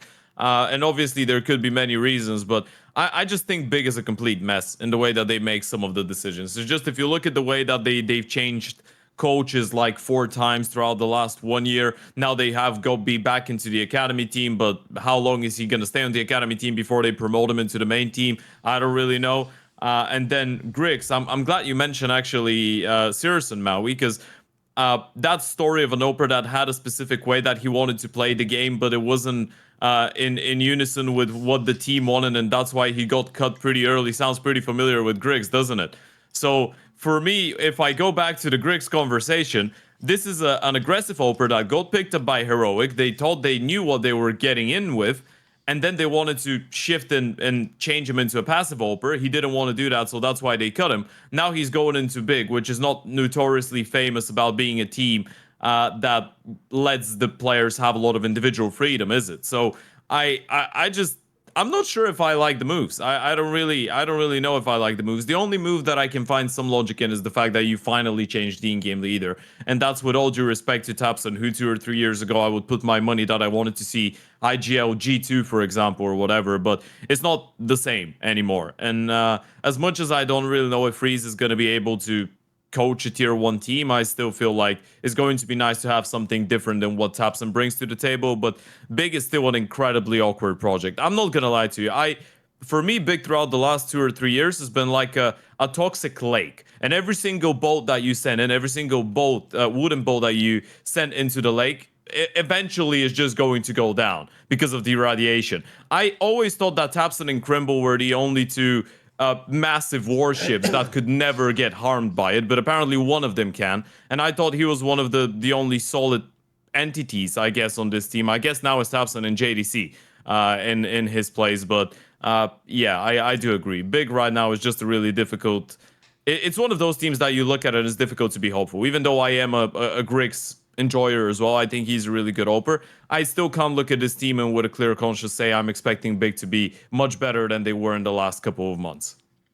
I think the saddest thing for me is this actual project does feel like, whether or not they agree, like it's just everyone should have regret for the entire Big project for all these years now. Like if you look back, right, first and foremost, Tabson used to be the Krimbo of Big. Like he was the player that was overqualified, doesn't have to be there. He's there because he's German and he wants to make German CS great again. The problem was you never did. You never got German CS to be great. You had like those and by the way, now it was all in the 2010s. You had a couple of brief moments way back as Big, but in the 2020s era, the post-COVID era, it's never really happened. You've had like the odd tiny playoff run and done nothing at the majors, basically. You've just qualified to them and that's it. Well, the bummer about that is it means if you're Tabs and you wasted all that period of your career, you really could have gone and done other things. And also, the reason why I think it sucks is it's not like everyone who tried that approach never worked. Like the Mongols have done what you wanted to do. You just didn't do it. Aurora has done what you wanted to do. You just couldn't do it. The joke is Xantares himself, region locking himself, got more success than Big, which he joined originally to become an international player. So that kind of actually highlights how Big, unfortunately, they've done sort of the flaw part. They've sometimes made the team decent, but they've never been able to have a big ceiling, unfortunately. The joke is, actually, if you want to contrast it to the 3D Max discussion earlier, Big never got beyond the 3D Max level, bro. They just got to the point where they could do an upset against the right style of team, or if they're facing a team without too many big hitters. And the reason why it's a bomber for me is if you go and look at the project itself, oh, bro, this is some time machine nightmare fuel. Like, if I tell you that they had peak Krimbo, who, by the way, has, ever since he joined this team, been mad overqualified. He's easily the best player in the team the whole time, the entire, 3-odd years, and the whole time, like Maui says, if you look at the roles he played, bro, he not only could have been in other teams, like we've mentioned many times, he could have been in Heavy God spot in G2, mate. You would even want him in these teams. If he had have joined a Vitality or a G2 2 years ago, he could be winning championships. He could be in the final of big events. He could be a HLTV top 20 player. Well, the reason why this is a bomber is you have him at his peak in this team. You had at least a year or two of Tapson still being fairly good. Then the problem you had was you never got Sirison with those other two at the same time. Sirison dropped off right at the time Krimbo became good. And Sirison once was the talent on the ops if you'd had him. And then in the latter day, you even got JDC, who in Big's actually been pretty good. He sort of resurrected. You can see now what he was doing in Mouse. So you have those 4 players and then the whole load of Revolve. If there's a different world where I can make all of them go to a certain point in time, that's a pretty good roster, actually, boys. Like, that roster could fucking cook at lands, but it never did. All those ingredients never were all fresh at the same time. They never all blended together. And crucially, the big bomber for me is that there are all these stories that Big have grinded and fucking put in 1 billion hours and billion VOD reviews. So you've done everything. It just feels like this was unfortunately a waste. And I do think, just like I gave with the Tabson example, that's why I actually think even though the project Big is bad, I hope this is good for Krimbo though, because I do still think if people are coaches out there, not just plebs on Reddit, it wasn't that this guy was a failed talent, he didn't make it. If anything, I agree with you guys, he was awesome on fucking Big, mate. Like some really dodgy Big lineups, some blanks where they didn't even work on LAN, where they was constantly changing between English and German and back to that, and someone else gets to be the IGL briefly, then he's not the IGL anymore, and then a new coach. It doesn't matter what you threw at this guy, he always performed. If anything, I think this is a great example of a player where if there's a team out there that doesn't want to spend crazy money, but they want to like gamble on someone worth the gamble, by the way, maybe that is a Navi or someone, this is the sort of player you pick up, mate. This player could actually like turn it around and still have, he's only like 23, could still have 3 or 4 really good years and be awesome. In fact, maybe even learn some of this. So I'm with you though. I do think overall the project sadly did fail, even though, like I say, it's not like it had no chances. It's just something didn't work out. They never got the perfect overlap of some of those talents, I'm afraid, because it feels like they also, one thing you can't say is that they didn't try anyone. They tried every player in the German scene, bro. Everyone, I know what you mean also, they are a cursed project. Everyone before they come to Big looks awesome. Farven looks like, oh, he could be a fucking good player. The only one that made it is Krimbo as far as I'm concerned. Everyone else withered in Big and just went to shit. Yeah, almost like the Manchester United of Counter-Strike. You just get a good player and they become the worst player in the world. And then I was just thinking about it, by the way. What about, just imagine a world where, I don't know, NAF is going through a really tough time on Liquid still, and they get Krimbo instead of him on Liquid. I'm buying into that every day of the week, even though I like now. But I agree with you. No, man, I even wrote down on my list, if you go to the right years where he would have had, like, the cashier, the names I wrote down are teams he probably should have been on were like G2, Team Liquid, Mouse, FaZe, like real fucking squads, boys. I'm not talking about he joins OG or something like. This guy could have been in much better teams, and he would have been good at them, I think. Yeah, without a doubt. It's so disappointing to see him parting ways with them in this fashion. I mean, it's just also that it also really just sucks that the timing of it, when now Big are open to the idea once again of switching to English, and then you have so many more options. You have so many more options of what kind of players you can pick up, and it's like, you know, I've seen some sparks from Process here and there. I don't know anything about Freeze, but if you really wanted to, and you kept, say, Krimbo, Tabson as IGL, JDC Grix, and instead of Process, you just get like any really like solid European entry. There's just so many options there for players that Big probably could have picked up instead, or like it's just man, it's just so disappointing because the timing of it just seems so bad. And I just really hope that the open market for him does better than being on Big, because I'm a fan of Krimbo's game. I feel like he gets so much mileage out of these spots because he actually just cerebrally breaks down rounds. It feels like when I watch him play, there's just this mental map that he's working through where he knows where these other people are, and it's just so consistently right. He gets so many flank timings off. I mean, maybe if I compare him 1-to-1 with Heavy God, like where Heavy God can sometimes over-deliver is like he'll just get that second kill, and I don't even know if there was more to do other than just get that other shot that he hits. It's great. With Krimbo, it's like usually he's doing something that's a lot smarter. Like he maybe he doesn't have the mechanical highs of Heavy God, but he usually positions himself in a way, especially in late round clutches, where he just pulls something off. So, I mean, I'm a big fan of these, like, as you may be able to see, like, I'm a really big fan of these, like, role player anchor guys that just get a little bit more than they're supposed to almost every single time they're asked to do it. So yeah.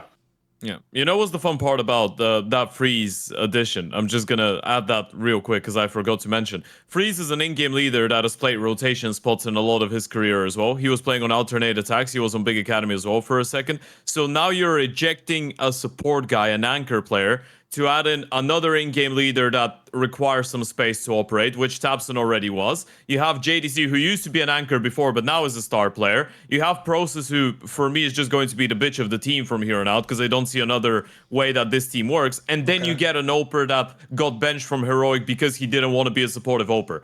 So Big right now is just building something that I don't really know how to quantify or describe. Okay. Do you want a shit old school 10 years old Thorin joke that I would have done on a desk? I'd be like, Sure. so you think they're going to make it work with these 3 anchors? So it's like big W anchors, but in the end, they're just a bunch of big wankers. See what I did there? Sure. The thing is, they were anchors. They're not even No, they anchors weren't. I know anymore. it's true. I know it's true. Yeah, it's really weird. It's kind of like what James is doing with Paravision, but the difference is that for him, it's actually working out. And also, thematically, Ted, you could say, as discussed by the MIDI discussion of tabseN and Krimbo's career, the last thing Big needs is more anchors in many metaphorical concepts as well. The entire team is a big anchor. Yeah, basically, unfortunately. Right, okay. One thing that I can tell you is definitely true about Krimbo's career is he didn't do a very good job maximising his wallet, did he? He probably got paid fuck all. He's played a bloody Big Clan his whole career. Meanwhile, if he'd have been in G2, Team Liquid Fit, you'd have gotten the big fucking bucks, wouldn't you? You got that big money. But tell you what, there's still time for us to fix his situation with his wallet by getting a wonderful rich wallet like I have here. It's really secure. It's lightweight. It's compact. Won't weigh you down. Also, you can fit everything in there. See, this actually fits everything in there, not like the weird, bizarre puzzle that is FaZe Clan. You can fit something like up to 12 cards. I haven't got that many myself. If you do, obviously, as Fabricate stretches, so it will just always be compact and always hold them tight. On the back, you can put all sorts of different things. I just did like a little thing like that where I put my like bonus cards behind it. You can put like a coin tray if you want a coin tray. You can put a clip if you want it to go on your trousers or something like that. Also, it has like the RFID blocking technology, so someone can't come by who's like a wizard and do a thing with the scan your phone and nick all the cash off the card or the code or whatever and clone it.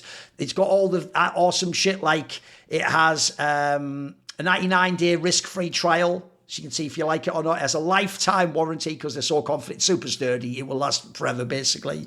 And as a listener of our show, using the code on the screen at ridge.com, using Snake, just all one word, you can get 10% off everything on their website. Obviously, if they ask, where did you hear about them? Please say Last Free Nation or Snake Banter. I've actually had one of these wallets for 5 years, and it is actually straight fire. Also, they have other features as well. They have like a key case that you can, similar thing with keys. You can fit up to 6 keys in it. It doesn't jangle. It can clip on your belt. They also now just launched even a power bank where the power bank has all the wires built in it and can multiple device charge all at once at the same time. Can do it for like the magnet thing on the iPhone. Can do it with every single USB-C. All the things you could want, basically. So I actually think they're an awesome company because it's just like quality of life upgrade. Also, by the way, really cool stuff to buy as a gift for like your dad or your granddad or something like that, or somebody who wouldn't think to buy it themselves. So that's head to ridge.com and use the code SNAKE for 10% off and you are all set.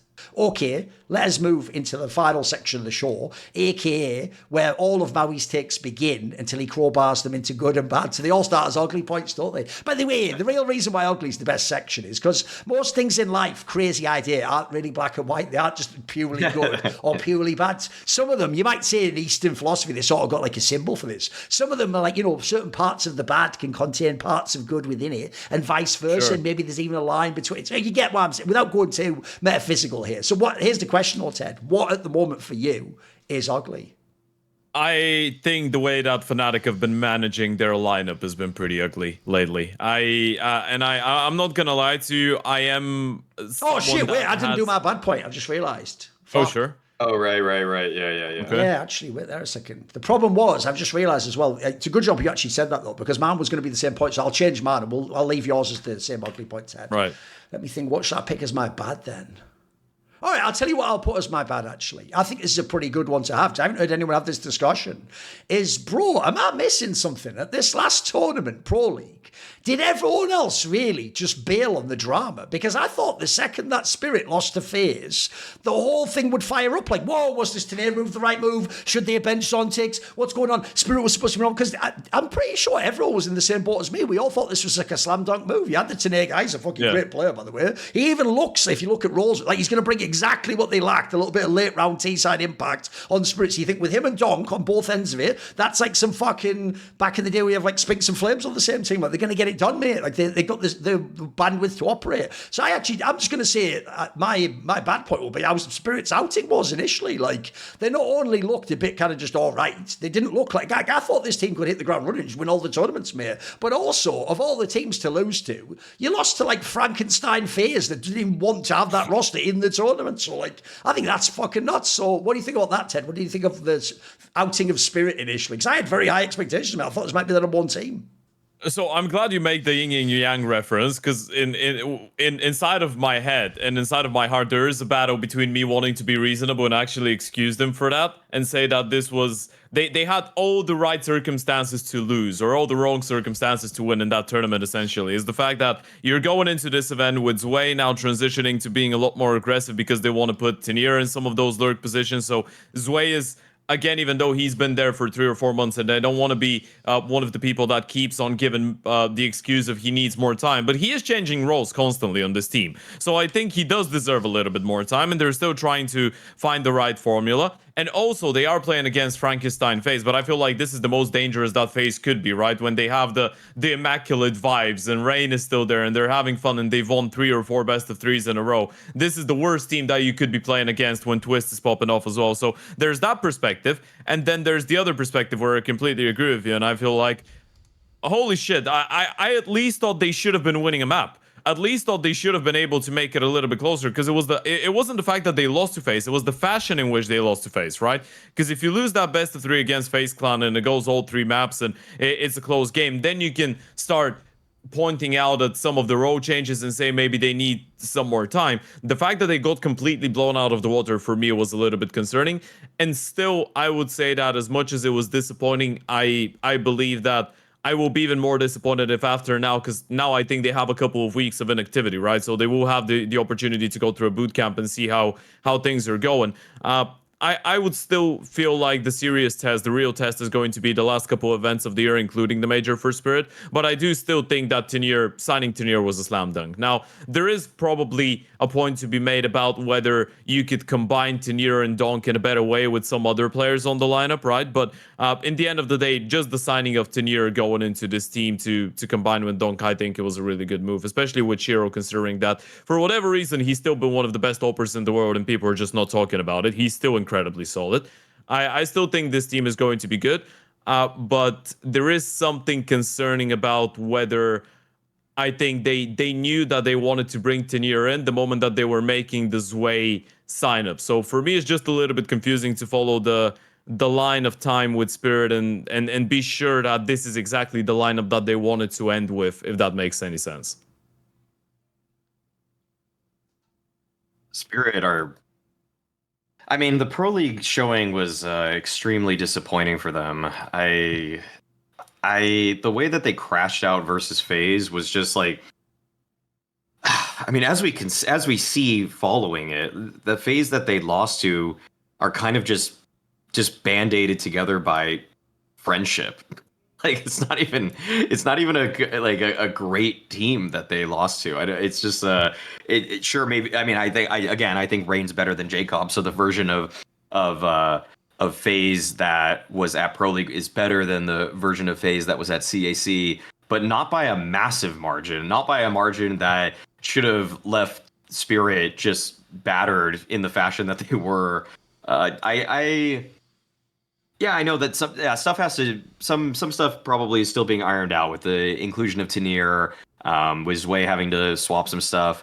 You guys didn't answer this part. Like, did you also think similarly? Like, I low-key thought he might just join them, might just win immediately, bro. Like, it looked like it was awesome signing, right? Yeah. Yeah, I said. I I do. mean, at hot take point made, I said that they were. That was my hot take. That was my hot take was that they're going to win. I thought Tenier was so good that it was completely possible. By the way, I'm with you guys. I still think it's a great move, and I still think they can win the major. But I sort of am disappointed with this opener. Like, it's one thing if you lost to Falcons, or something, but you did lose to fucking. Like I say, like even FaZe wasn't good. They knew they weren't good. Right. I mean, I think that Tenier did really, really well. I thought Tenier actually was a standout player for Spirit. I mean, it kind of gave them. If you want to talk Three Musketeers today, I mean, I think your Three Musketeers are Shiro, Donk, and Tenier. Yeah. That is a great trio to have. It's still like. I find Dead is very generous with these players as they're integrating the teams. I just saw Tenier do extremely well in his first outing with Spirit, as I knew he was going to be a good player, and I'm still struggling to really wrap my head around is Magic's. Was Magic's really worse than Zwei? Like Zwei was horrifically bad against FaZe. Like by the way, it's a studio game. I know his first outing at Cologne, he was very serviceable, especially versus Maus. But looking back at like the last 12 months of Zwei, looking at Zwei on this roster, like Magic's is better in like almost every single way. He's almost like the only thing Zwei is he's a Maus merchant. Like he just some reason farms Maus, but every other pro team or top team, he's worse than. Like Magic's has been better against Vitality. Magic's has been better against FaZe Clan. Like Magic's is better against Na'Vi. Like all of these elite teams that they regularly face, Magic's is better. By the way, this should obviously be a hot take. On the next episode, you should do the hot take. They should actually bring back Magic's for Zwei. That's a hot take, mate. That's a spagger right there. It's pretty good. Put it in the bag. It's what it's true that I would want that for my own personal I like Magic's more in so many different facets. Sure. Also, I think underrated wise, like I think some people and weirdly, what's weird is that this might even be Spirit. They weirdly think like, oh yeah, we want to upgrade and go younger. It's like, dude, Magic's is 22 years old. True. He's younger than Krimbo. Yeah. It's just the fact he's been there for 5 years. True. Yeah, it's so absurd. And the other way I would even spin it is that Zontix is 20, and I think it's fair to say that Zontix might be better than Magic's. Like you could definitely make that argument because and yes, like I do think the roles that Magic's played were harder than many of Zontix's roles, but I've seen a lot of really, really great Zontix games and Magic's games. He doesn't seem to get phased as much under the pressure. He actually knows how to play against elite top 5 teams in the world consistently. I know someone right now is angrily searching Zwei's rating versus top 5 on HLTV. It is admittedly better than Magic's, but look at the sample size. It's only like 10 maps. Like it's not even that many times, and like 5 of those are against Maus. So it really he's just very good versus Maus. Like I don't understand why that even is still, but it's disappointing. It's disappointing to see Spirit crash out in the fashion they did to a FaZe Clan that felt like this was already a good run for Rain, but I think there's a lot more to give. Okay, like I'm reserving a little bit of judgment here on the lineup as a whole. I feel like I still would probably say they're one of my 2 favorites to win Chengdu. Right, now let's go to now you can do the ugly point, Ted. Let's do it. All right. So shockingly, for the first time, I have decided to go with Fnatic, and I decided to go with Fnatic regardless of this team being one that I actually like a lot of the players on the lineup still. So for context, for people that don't really know what happened there, Fnatic was one of the most impossible teams to actually qualify for the major. They needed so many things to go their way, including not only their own results, but including the results of a lot of other teams. They still made it.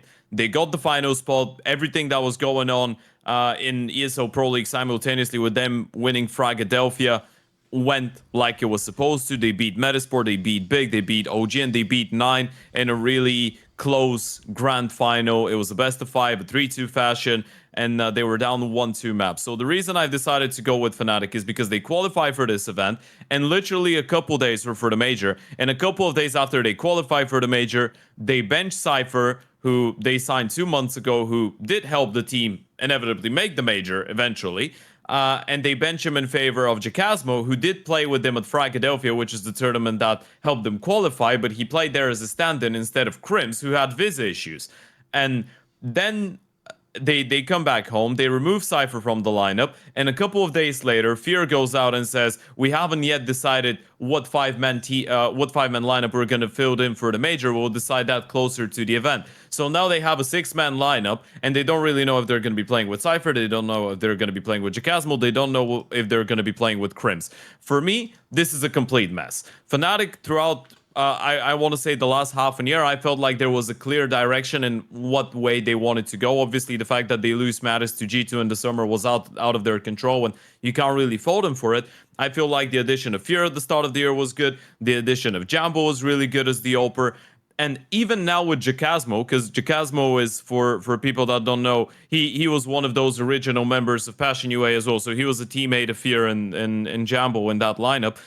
He was one of the most solid players on that really struggling Ukrainian upgraded Passion UA with Demi and Waro. That was a little bit bad towards the last couple of months of last season. Pretty much why they got changed and they got complexity after that Passion UA. But jcobbb was still one of the good players. And he was still he's a really versatile rifler. He can be an aggressive guy. He can be a passive guy. He can fill pretty much every single spot on the CT sidebar. Obviously, the opener. He's a great player. I think he is a great player. And I think he does deserve a chance. But through my eyes, Fnatic just don't really know what is going on. So I thought for a long period of time that Krims is going to get cut finally. And when I say finally, I don't mean to disrespect such a legend of the game. I mean that it was quite obvious that he's losing some of the drive and he's starting to be one of the people to drag the team back a little bit. So I felt like you've got Cypher, who's a really aggressive soldier, self-sacrificing player. You leave him on the team, and then you get jcobbb to just fill in the roles of Krims 1-for-1, which he's completely capable of doing. And then you have a new team, or a young team, with Blamef playing like an absolute monster, Jambo playing like an absolute monster, Fear being more comfortable that he's got 2 of his ex-teammates from Passion UA on the team, and with Cypher, who's there ready to run in and sacrifice himself, and apparently has been doing a good amount of work for the atmosphere of the team. I thought that looked like a good idea. But now they not only came out and removed Cypher, which I think it's, even if you don't think that he is the best fit for the team long term, the fact that he qualifies for the major and the next day you cut him is very, very weird, unless there was some really bad stuff that happened behind the scenes that we don't really know about. And then they don't even commit to the decision, but they say it's just temporary. So yeah, I don't really know what to make of it. I just feel like it's been a sequence of really rushed decisions that change in the last second, and I feel like even the players maybe don't really know what is going on within the team, which is never a recipe for success. It's just extremely bad form to cut a guy immediately after he worked to qualify you for the major. That's just the hard line for me on that. I guess teams will always bend the rules whenever there are rules to bend in order to do whatever they think is best for themselves, but to have a guy directly qualify you for the event and play the season with you, to then turn your back on him. If the thing is that they did admit that the team's 5-man lineup for the major could change, so I don't think it's entirely set in stone. So maybe that's the saving grace that they bring him back. But but doesn't that make it worse? It's like if you want to make a decision, at least commit to it. It's like you're sending and putting Cypher through an emotional roller coaster where in the matter of 1 month he's going to qualify for a major, then you bench him, then you bring him back, and then maybe you bench him again after the major. To that point, I also would agree. Yeah, I would agree that it's similarly in bad form that they decide to experiment and tinker with the roster in the month leading up to it. Like, let's just be completely honest, Fnatic. You're not winning the major. Like, no, you're not winning the major with jcobbb or Cypher. I don't even care if you remove Krims, which might actually be the best overall move, and then use jcobbb and Cypher. But so there's no real reason to do this. What you should as an org, in my opinion, do today is you're trying to, on top of the major qualification, parlay that into trying to gain some cultural fan cachet so that you can embolden or like really calcify your fan base so that they have something to root for and they know that they're rooting for it. It's the biggest moment of every year, and maybe they understand some metrics that I don't regarding having a core Ukrainian fan base and what that does for you. But my money is on having a British player that, when you are a British headquartered organization, is probably a better move. And I also, from watching Fnatic in bits and pieces throughout the season and watching them here at CAC, there is a case that jcosmo is lightly better than Cypher. I'm not entirely opposed to the idea of that, but it's marginal. It's not. I don't necessarily think it's just a night and day difference between the two. They're in fact they're kind of different players. Yes. I think Cypher is a little bit more just forward charging, kind of like Cypher is a little bit sometimes more of the all aim, no brain, send him in, entry fragger, get a flashy highlight. But I mean, there's a value to those kinds of players. But jcosmo is a little bit more tempered in his approach, I would say, if he's asked with gaining space. I kind of like the aspect of Fnatic now where they made BlameF be pretty much a hard entry on a lot of their T sides at CAC, with jcosmo kind of being like a secondary space taker, but not even as much. Yeah, I mean, I just think that it's a really good ugly topic, because I just think that they should have kept the lineup that we all thought was going to be their 5-man lineup, because it's one of those.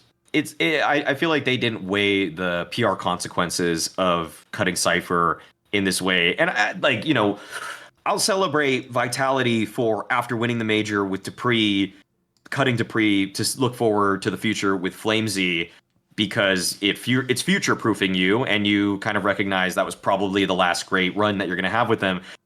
But it's like he got to reap the rewards of qualifying to the major, playing out the whole season with them, winning the major. It all comes to a nice, neat ending. You still can appreciate Vitality as an organization with how they're going about these moves. This one is just it's a clear betrayal of somebody that worked for you towards this goal, which on the emotional side of me, I am much more pained by. So I'm not really using maybe the same logic that I did in terms of better A-B comparison, better player. It just doesn't feel fair, because I feel like if anybody's in that position, it would feel incredibly unfair. No, my problem with this is, look, on the reason why it's hard to say beyond like personal opinion, like something should change in the scene, there should be a roster lock or something like that. It's like an obvious angle to give would be, and this is what I think people haven't thought of though, which is, what if you have a lineup qualified to the major, but then within the lineup before the tournament begins, one player actually is, I'm not saying this happened here, but what if a player was a complete dickhead to everyone? What if someone held the team hostage? Or like in that scenario, you'd want the coach to be able to bench them, wouldn't you, if you thought they actually had damage into the team, or maybe even, by the way, someone just, I don't know, goes crazy, or they just decide they don't want to play anymore, whatever thing. You'd want there to be some like circumstances in which you could change a player. But my problem is, I sort of agree with Maui.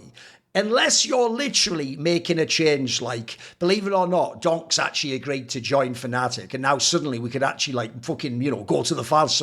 Unless it's something crazy like that, I do think it's just really bad for the culture and for what your team represents. The idea that when someone qualifies your team to the major, they don't play. I mean, I actually saw someone on social media did the reference I was going to make now, which is, this reminds me of a similar scenario where Bobski, if you remember, at that RMR back in 2021, I think it was Glaive couldn't play us. Yeah. So they played with like Mega Sky Jillen, and Bobski played quite well. They qualified, and then they just went, right, Bobski on the bench. And he just sat on the bench and watched all the rest of them play the major. And some of those players, if you remember at the time, was even known were going to leave the team right afterwards. Again, they were a team that was going to win the tournament. That wasn't even a delusion anyone had. And so all you did in that scenario is just sort of say to someone, thanks for helping me qualify. P.S. shove it up your ass. And they're like, lol, I'm just not playing you. Like, I don't even really see what you get out of that. So I also think this, even though I could believe, like Maui's hinting at, look, Cypher wasn't the best player in the world. I could easily believe they actually think from using jcosmo, he's good, he brings something to our team, we want him in. But my problem is that angle. It's like, yeah, but even if that's true, if anything, he just played with Cypher, it looked great. Like, can't that lineup play?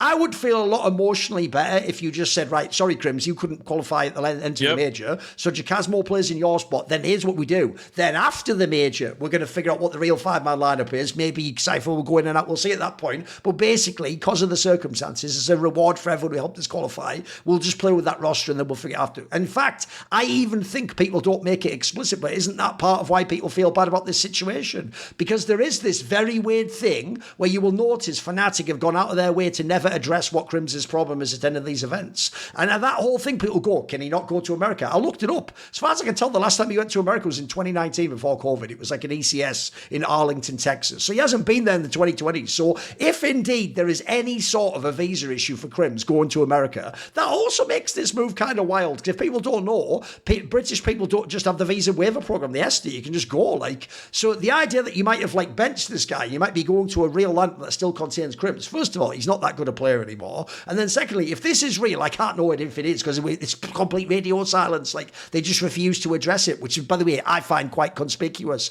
I think if it was nothing, you'd already have done a tweet like, look, guys, there's rumours out there about Crims. They're not true. He got full eligibility. I don't know where this has come from. You know, he just had an illness or something, whatever it would be. But the fact they don't say anything makes me think actually the opposite, that they're actually just really nervous and they know there's some sort of problem. I think that also sits badly with people, that it's not like this is like some player we had to keep. And it almost looks like Fnatic really does just think, well, we're Fnatic and Crims was Mr. Fnatic. So it's the whole Rain thing again. He can never be kicked. He has to be kicked, you know, at the end when he agrees to step down, like, which is what a lot of people thought was going to happen with Rain. So I also think that part sucks. Whereas if you look at Cypher's career, he's a fucking journeyman who, by the way, in every team he is in, is used like fucking 2015 Apex to just run straight through a brick wall every T round. Like, he still did it in this squad too. In fact, that's the last thing I'll say on this squad. Will this squad actually even work as well? Because when they used jcobbb and Cypher, they still had Cypher being the fucking opening guy all the time. So, like, that's a fucking really hard job to be put in, by the way. Like, it's why if you ever hear us say someone has insane opening stats, but like success rate, they're one of the best players in the entire world, because the sheer amount of times they're attempting it means you have to be cracked to make that role actually work with the kind of, like, Cypher was one of those 30% opening kill attempt type guys. Like, there's not many people do that in this game, boys. So I also think it's not as it's obvious a slam dunk, even if they like jcobbb as they think it is, even though, by the way, I do think it's a good pickup. I don't even mind the idea you've essentially just gone, like you say, to a better version of Passion Away. You've just got Passion Away plus Blame F. That's quite an exciting lineup. It's the way the story is told through this qualification thing that makes it feel like it has a bitter taste, you know. It's sad as well, because I actually am also generally, I think they've done a decent job signing players for that. I just don't like the way they've handled this as all. Yeah, absolutely. I think it's weird because, again, as both of you pointed out to some extent, jcobbb is just, he could be a one-to-one fit for Crims. Literally, you can just get Crims out of the lineup, put jcobbb in his roles, everything is perfect. And now, from having someone that's going to be the soldier of the team and running with 30% attempts on the T side and just kill himself every single round pretty much for the greater good of the team, you have jcobbb, who I think has the skill to be a star player, but wasn't a star player in Passion UA since the start of this year, having like 24% opening attempts on T. As Maui said, Blame F is having some entry moments, and then Fear as well. So you're just transitioning in a weird way from trying to take the responsibility that one player was taking and distributing it over 2 or 3 guys in different ways, which could work out to some extent, but I feel like I still think the easy way out would have been at least let the guy that qualified you for the major and that has had such a difficult career the last couple of years actually play the major that he played a role to get you into. Okay, are we going to yours now, Maui? Yeah, this has been what's been driving the news cycle for the last 48 hours or whatever. It's been 36 hours. I don't even know. Do you ever get that feeling, Maui, that I've had in my career, where all the plebs tell you, like, hey, be more humble, you're just a fucking nobody. And then it's like, mate, I'm sick of waking up as the main character. You know what I mean? Like we can't just even do tweets and have opinions, but we just wake up and the whole thing's like, everyone examine his whole life. Like, you're in that cycle now, Maui. Welcome to that stage. I was actually hoping we discussed that so much. Yeah, okay, so obviously in CS2 news, looked at the latest Spirit, I assume it's a vlog, of Hally, and I'll just say first off what was said in the tweet, that in quotes, Hally said that Mauisnake doesn't know much about CS, but he speaks well. And so I just quote tweeted it. I said, at least I got that going for me, choosing to look at the positive thing he said at the end of the statement, as opposed to acknowledging the first part about knowing much about CS. I'm gonna address this in a couple different ways because I think it should be. I think there's multiple facets to this. One is, and we got a podcast, so we can talk about it for as much as we want to, and that's why I'm using this platform to do that. First of all, I will actually talk back on the knowing about CS stuff. I feel like it's obviously I know that different analysts bring different skill sets to the table, and obviously the entertainment side of things is where I'll just even say it, and this might come across as egotistical, doesn't matter to me. I've come across at this point as objectively able to convey storylines, provide entertainment consistently enough that tournament organizers across the world consider hiring me or do hire me on a regular enough basis that it is clearly my living to entertain people on the desk side of things. At the end of the day, desk is supposed to be about entertainment because when you're filling for 9 minutes between map 1 and map 2, you're trying to tell a story, but you're also trying to just give people a reason to keep watching the broadcast. Obviously, I have given people a reason to keep watching the broadcast. So factually succeeded at one of the roles in it. Secondary role in being an analyst to me is trying to enhance the viewing experience of the game at hand. Frequently before a game goes live, I try to give notes on who to look out for, why you should look out for them, certain strategies to be aware of as we're going into a matchup, and even breaking down some of those strategies in the post game of what we just witnessed. So maybe it's not in as much detail as hally and Spirit would go with Chopper on like breaking down who is supposed to do what is the pathing, but you know what Spirit is doing in those sessions, they are dedicating 30 minutes to breaking down a strategy. I have 9 minutes in a desk segment that is shared with 2 other people, oftentimes with an interviewer and interviewee, and maybe even side content. So in reality, the amount of time that we have to talk on those desk segments more so totals about 2 minutes and 45 seconds, if I'm being even sometimes generous to myself. So conveying deep knowledge regarding strategies is not really what we do on the desk. It's not really even possible to do it on the desk unless you want to commandeer the desk entirely and make the entire desk segment about a strategy breakdown, which in my opinion, I know Richard has different opinions on this. I thought the Mahone Zone was great because it's just like, let's look at a strat or a player or any kind of setup dedicated for a minute and a half, get super nerdy about it. What I say on the desk and what I say on podcast is not the 100% bottom of the iceberg of what I know about CS. Like I think, and I know that, especially in the Russian community, they are not still fond of me. Okay, my YouTube editor is Russian based and Russian speaking, and he translated everything that happened in that vlog for me so that I have a more accurate understanding of the context of everything that was said. And that's kind of the second part of this. I know that was like a clickbait headline by CS2 News. Like that was basically clickbait because the vlog that actually happened, and this is just me giving people more context for what's actually going on those kinds of vlogs, is that the guys that are running the Spirit vlog stuff sometimes just ask stupid questions and then they get dumb answers. So the question that they asked Hally was, the interviewer said, when analyst Mauisnake is saying that you as a coach became worse and dropped out of his top 3, do moments like that ruin you, meaning his mental state? It's not really a great question, first of all, to be engaging with if you're Hally. If I'm Hally, like I can't even imagine, like Blade has been someone that has publicly given me respect, especially like multiple times. And also like even at the end of HLTV Confirmed, he actually shouted out Thorin and myself for the work that we do in this space. And Hally has this very small glimpse of who I am because it's been characterized in a very poor way when on another Snake and Banter, I said the conditional statement, if Hally is responsible for Kyosuke going to Falcons, then I will be forced to rate Hally lower. It was a conditional statement, but Russian media took that statement and they thought that I'm saying Kyosuke's leaving, Holly's a bad coach. That's not how I framed it. That is just because you took a small chunk of what I said out of context and decided to take it in the most grating, conflicting way as possible. I still rate Hally very highly as a coach. I don't take his words personally because, as I've been told by my editor, Jigsaw, he clarified to me that it was more like the question is just bait. Like the question is bait. And Holly's real statement went more like this. It was that most of all analysts don't know what they're talking about, both Russian speaking and English speaking ones.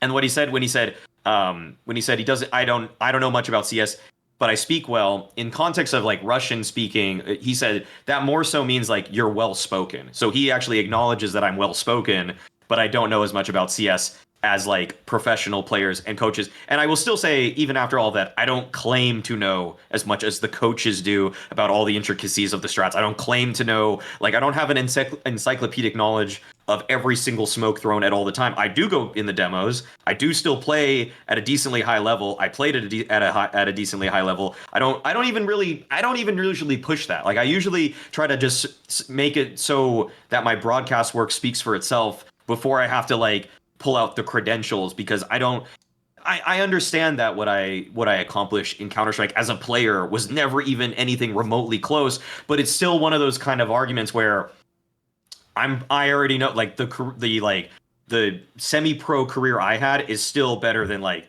99.999% of people that have ever touched Counter-Strike. Like, and it's not even really close either. Like, so I don't want to rely on that, because it's like my distance from like once you get in the professional space is like the dead bottom. Like, people would call it tier 3 practically. So I don't want to ever like really have to go apples to like, it's a bad comparison in terms of pitting me against Donk. Like, yeah, like it's just astronomical, the difference I was ever at versus him, and I willingly will admit that. So yeah, I just think the entire issue was really kind of blew out of proportion in a couple different ways.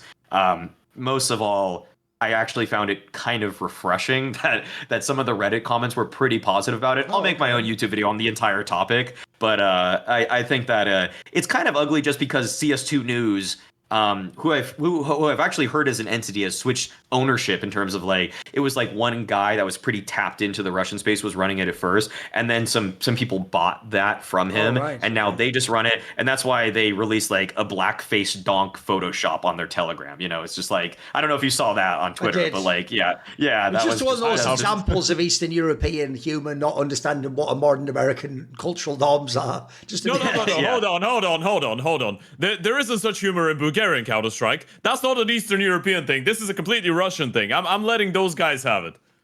Either way. You don't see that in Serbia and Romania and in Bulgaria. Yeah. I mean, I've heard that account went from like being kind of like a good filter for finding kind of like cool little bits and pieces from telegrams, to then now they're like almost trying to like make it rage baity, but whatever. That's the internet. That's the internet, you know. Right. You know what? Actually, interestingly enough, I don't think that's an ugly point. I think it's actually a good thing for you. I think at least I had a lot of fun seeing that on social media. And there's a couple aspects to it. I think the ugly point is, as you pointed out, the fact that there is a media that has a massive following that will misguide a lot of people that are following the community.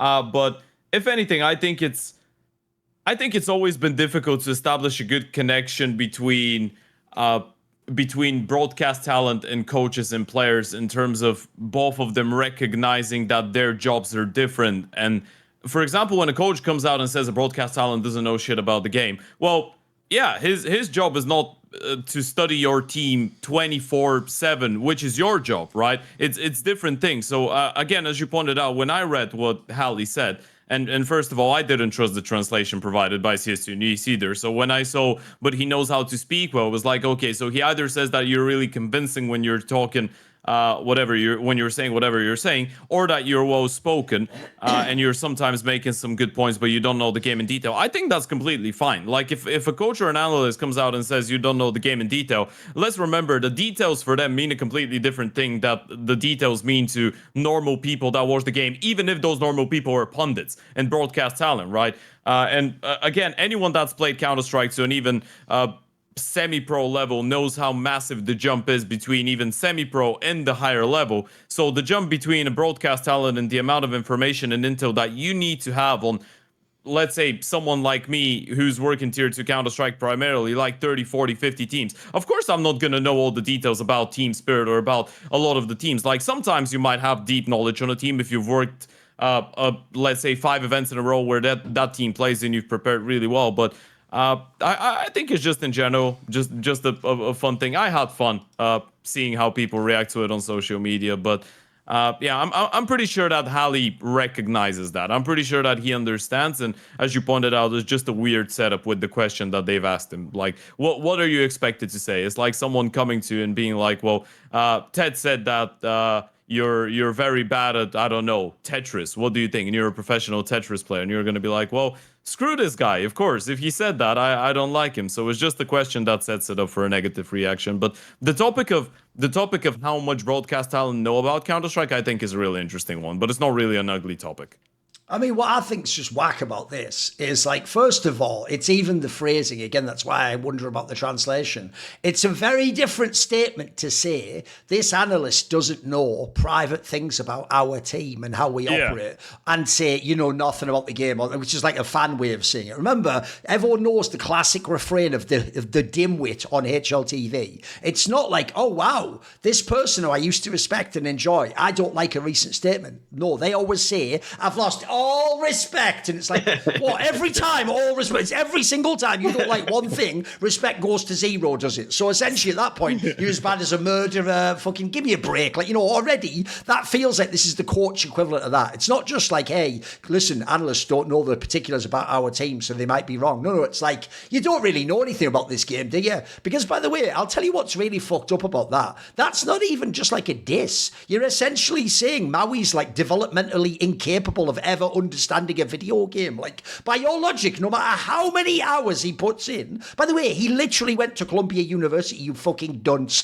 guy who just looked into a monitor and got CRT fucking electrons into his eyes all day, and then because someone went, Harosh, you think that means you're a fucking genius about the game. No, all we know that you know at the moment, bro, is about Spirit. That's it. We don't know that you know anything about any other team. In fact, I'd even say, as I did say on Twitter, we don't even really know how much you know, bro, because you have one of the craziest auto win conditions to ever play Counter-Strike, literally in your team, where you have made your entire name off. And by the way, for every dickhead fan who tries to be a mini Thorin and goes, anyone can look it up, you don't look it up, cocksucker. Because I saw you all tell me on Reddit that hally already took Spirit to the semis without Donk. He was banned from that major, you dickhead. He did not attend that major, and he did not coach them to the semi-finals because it was impossible. He wasn't at that major. So no, he didn't do that. And by the way, you'd have picked the wrong tournament, dickhead. That was all Dexter. Did not see that one? That was the one where he hard carried the fuck out of that one. So anyway, to bring it all the way back, I also agree. When you dig into it, it doesn't even seem like he was actually going that hard. Like, in fact, in general, this has happened now with Spirit a bunch of times. It's the same thing with me at Magix. Magix was joking half the times he ever commented on me and Maui and people like that. He was being sardonic. He was even doing it, if you watched on camera, with almost like a wink to the camera. Well, like, you could tell by his, like, the way he was speaking, he wasn't, like, actually saying, like, by the way, people like Overdrive Mike, that, well, you know, we know nothing or we're fucking idiots or whatever. That's more other people's style. So I already think people are missing that one.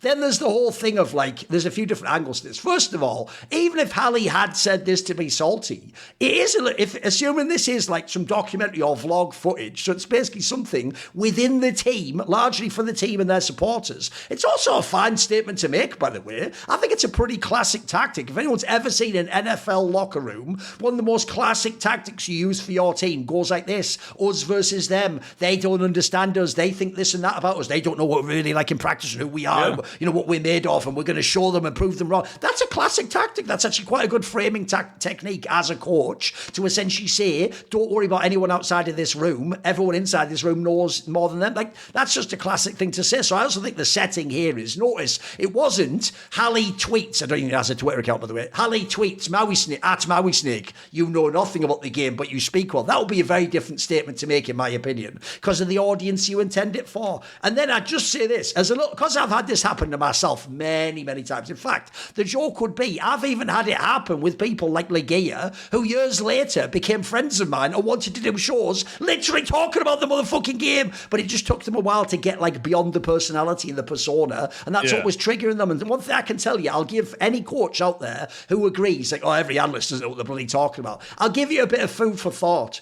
Don't you think I do a really good job on these shows of always giving you guys the benefit of the doubt when you get one of those dodgy timeouts recorded recorded on the broadcast. You know, a Zonic or a Taz one, where it seems like you said nothing and your players look frustrated at you and everyone reads into it. They go, oh, he's not a good coach. Look, where was all the insight? And I always say, guys, this is like a clip from a fucking timeout. Like, we can't know what he said before the game in the hotel room. We can't know what he says in scrims, in reviews. That's actually a tiny fraction of his coaching job. But fans do judge them super harsh on those times. And I think that's unfair. So in the same sense, I agree with Maui. What, you're going to take his 45 seconds talking about your team on a desk and then act like that means he knows nothing? Bro, that's a disingenuous point to even make. You'd have to go and watch like a piece of content on his channel where he has half an hour to talk about it. Or here's a crazy idea. You can have a conversation with him. You can actually go back and forth with him, either privately or publicly, in a DM or at an event. You could just basically try and grill him, ask him some questions. If people don't know, that's one of the reasons back in the day how I became like friends with Kassad, for example. It wasn't because of something I said on a desk. It would be that if he ever talked to me, like, you know, behind the game while you're watching some of the team, if he asked me questions, he would always be surprised, like, oh, you actually do know more than you think on the desk. And I would say to him, my role on the desk, bro, isn't trying to be some brainiac who impresses coaches. I'm there to entertain the people watching the fucking show. And by the way, my profile was never even I'm a nerd watching the demos. I'm already letting Yanko and back in the day Maniac do that job. So why would I step on their feet just to try and show, hey, I know something too, guy? No, my role on the broadcast was never that. So I think the whole thing's ridiculous. And also it shows that people misunderstand what knowledge means. I've always said this. Yeah. People have this weird linear notion that knowledge is a book of Counter-Strike. You start at chapter 1 and you have to get chapter 1, 2, 3, 4, 5 all nailed before you can get to chapter 6. That's not the way any knowledge field works. Every field is this giant area where you specialize or you're a generalist. And the whole point of Maui's job literally is to be a generalist, to be able to talk about any team they throw at him, anyone in the top 40, any matchup, right? To do that by definition means you could never be as much of an expert about Spirit as Hally is. Literally the guy whose whole job is to think about Spirit all day long. And so I would just say this, first of all, we're trying to be more generalist anyway and be able to talk about all of them. Then also, there's the whole angle that, like, a big thing that an analyst is doing also is giving you a coherent perspective. One of the interesting things about a point Maui makes is that he didn't just come out of a vacuum. You will know what he said on past broadcasts. You know who he hyped up. You know who he thinks is overrated. You know what he thinks was a good signing, what's bad. So actually, some of what we want to hear from him on a desk is just updates to that. It's like, right, how did this change? Was that the right move? Is this team coming together? Do you think that was the right role that they set up there? Essentially, we want to know Maui's model and perspective of the world. It's not just, they're acting like this is some science and there's like an actual number that Maui got wrong on the test and that if we look at his working out it'll prove he's an idiot. Like, there's no number. It's a fucking art, you idiots. It's not even a science. It is literally an art to even pretend we are talking tactically about the game in a 30-second segment. Like, what are we even going to talk about there? So I think that's another. And then lastly, I'll just bring this up. This whole reason you saw this, guys, wasn't that it was just a tweet. It's that there's so many people on Reddit who were so horny to hate on Maui that this was just a classic example for them all to come out the woodwork. And here's why I can tell you those people are all dishonest as fuck. Because do you know what, Ted? Years ago, you might remember it was in May the 12th or something, 2022, I did a famous tweet about Fallen being overrated. And everyone slammed me. Every clout chaser, every famous person, by the way, it came out. Now, when Simple basically told me to shut the fuck up, everyone said, well, he's the GOAT. I think he'd know better than you. But you know what's interesting, Ted? If I was to tell you I have a literal recording that Simple sent me of him in a private voice note saying actually he apologizes for all that and that I do know a lot, and in fact he's always respected me and he even has Blade like translate my tweets for him so he gets what I'm saying. If I said that, every fan would go, well, so what does that mean? Well, which is it, dickhead? Does him saying something make it true or does it not? Because there's one thing, I agree with you, Maui. The obvious comeback here, if someone's a little shitheel and then they're like, oh, Hally says you know nothing. Well, Blade said I do, so sit on that and swivel, you little twat. Which one of them's one more? Exactly, I'll take the Blade opinion there. It's not really what we think, but again, what's good for the goose is good for the gander, as we say in English. So if you're going to play that game, we can play that game too, you know. Yeah. Also, I think players and coaches, and I understand that because obviously they're competitors, and to them the way that their team plays and the way that people describe them, it's kind of like they always take it personal, right? So a lot of them could be really rapid in Put the it way this that way, they Ted, react to even some though stuff. they're wrong, they think that if, like, I'll give you an example. You know the segment we did about Jacob, where we just said things like, look, he's maybe not good enough for FaZe, or is he the right replacement for Raid? They will take that, and then if a fan goes, fuck Jacob, he's a piece of shit, they think we made the fan say that. You know what I mean? Like, which is like, no, we had no connection to that statement. So I know what you mean. They think what we say is why they get the fan response to do. I think that's real. Exactly, and also they take it personally, and at the same time, it is our job. Like, you can play the card and say, well, my job is to play, your job is to commentate on what I do, so you shut the fuck up. And I'm like, well, technically no, because it's still my job to talk about it. Absolutely. And also I think actually conversations like these and arguments like these, and I completely agree with you, I feel like the opportunity for a coach or anyone that thinks broadcast talent don't know what the hell they're on about, just go and talk to them at events. I haven't seen, up to this date, I've never been in a position where a player comes to me at a LAN event and they want to talk about something and I tell them, no, man, I don't want to talk to you. Every single time I'm down for it. And I feel like it's nice because Counter-Strike is very subjective. And this is something that I've learned over the years, because I haven't played professionally, but I have played an obscene amount of the game.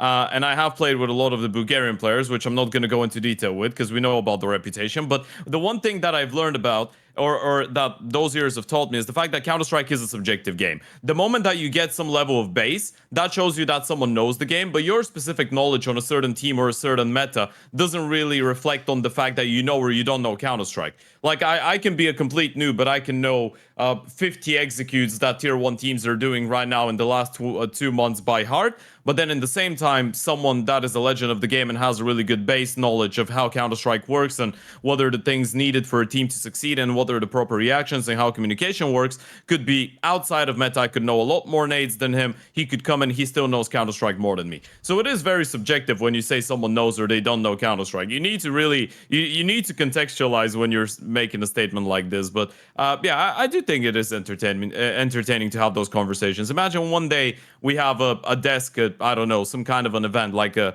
PGL or whatever, and then Maui's at the desk and Hally comes and then they just have a back and forth. They made them debate between who knows more about Counter-Strike. I'd watch that. Sure. Right, okay, let's do it then. Yeah. The last point of the show, I've made this one a really wide open one because it's actually in keeping with the point. I'm picking it as ugly, so it can be interpreted bad or good. But the next major is so incredibly wide open, it is fucking bonkers. Because it even has that quality where even though you could still do like your stratification of like a top 3 and then a top 6, but if you look, the bracket means that if you get the wrong bracket, you could have like, the joke is you could have like Falcons beat Vitality, but then lose to fucking Furia, then lose to, you know, like it's one of those ones where, because it's not just one unbeatable team and there's no way 2 or 3 people could take them down. I do think there are literally like 8 teams could win this fucking major. It's nuts. So you can interpret that as good. It's cool in the sense there will be a lot of novelty and the bracket will be crazy. But I also think the reason I picked it as ugly is sometimes that also means you just get really messy major where people knock each other out early and you get a random bracket. So I'm not sure how to feel. Part of me's excited that I don't know who's going to win and it could be epic, but also part of me feels like it's a bit up in the air at the moment, the top 10. What do you think?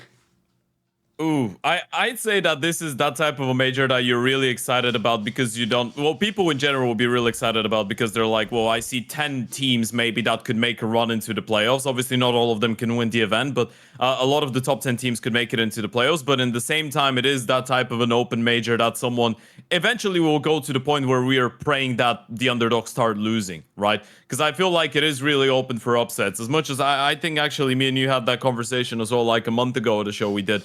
There's teams like Furia, like G2 right now.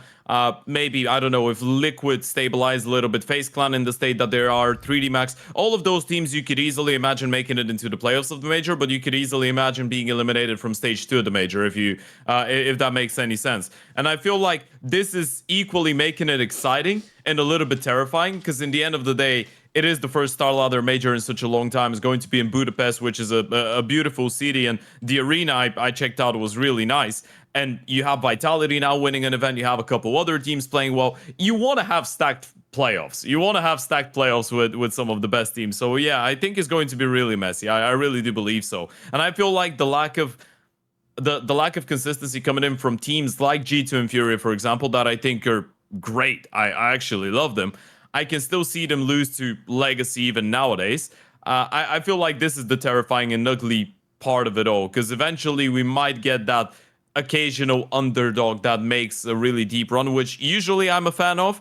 But it really depends who the team is, right? Because there is some lineups that might make it. And what I will say is that this could open things up for some tier 2 connoisseurs to see, for example, I don't know, Jame and Parivision make it into the top 16, or even push for something higher, which would be interesting. But yeah, I would say that this is definitely one of the most unpredictable majors. I think, especially as the Mongols as well choked a couple best of threes that they don't usually do lately at EPL.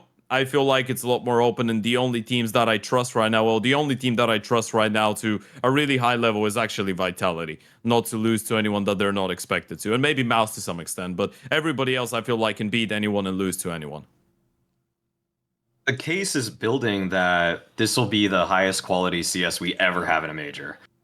Because there's a legitimate chance that all of the top 7 ranked teams can win the major, and I wouldn't personally say that it's a huge fluke, because I've seen all of the teams that are in the top 7 beat each other already at this point.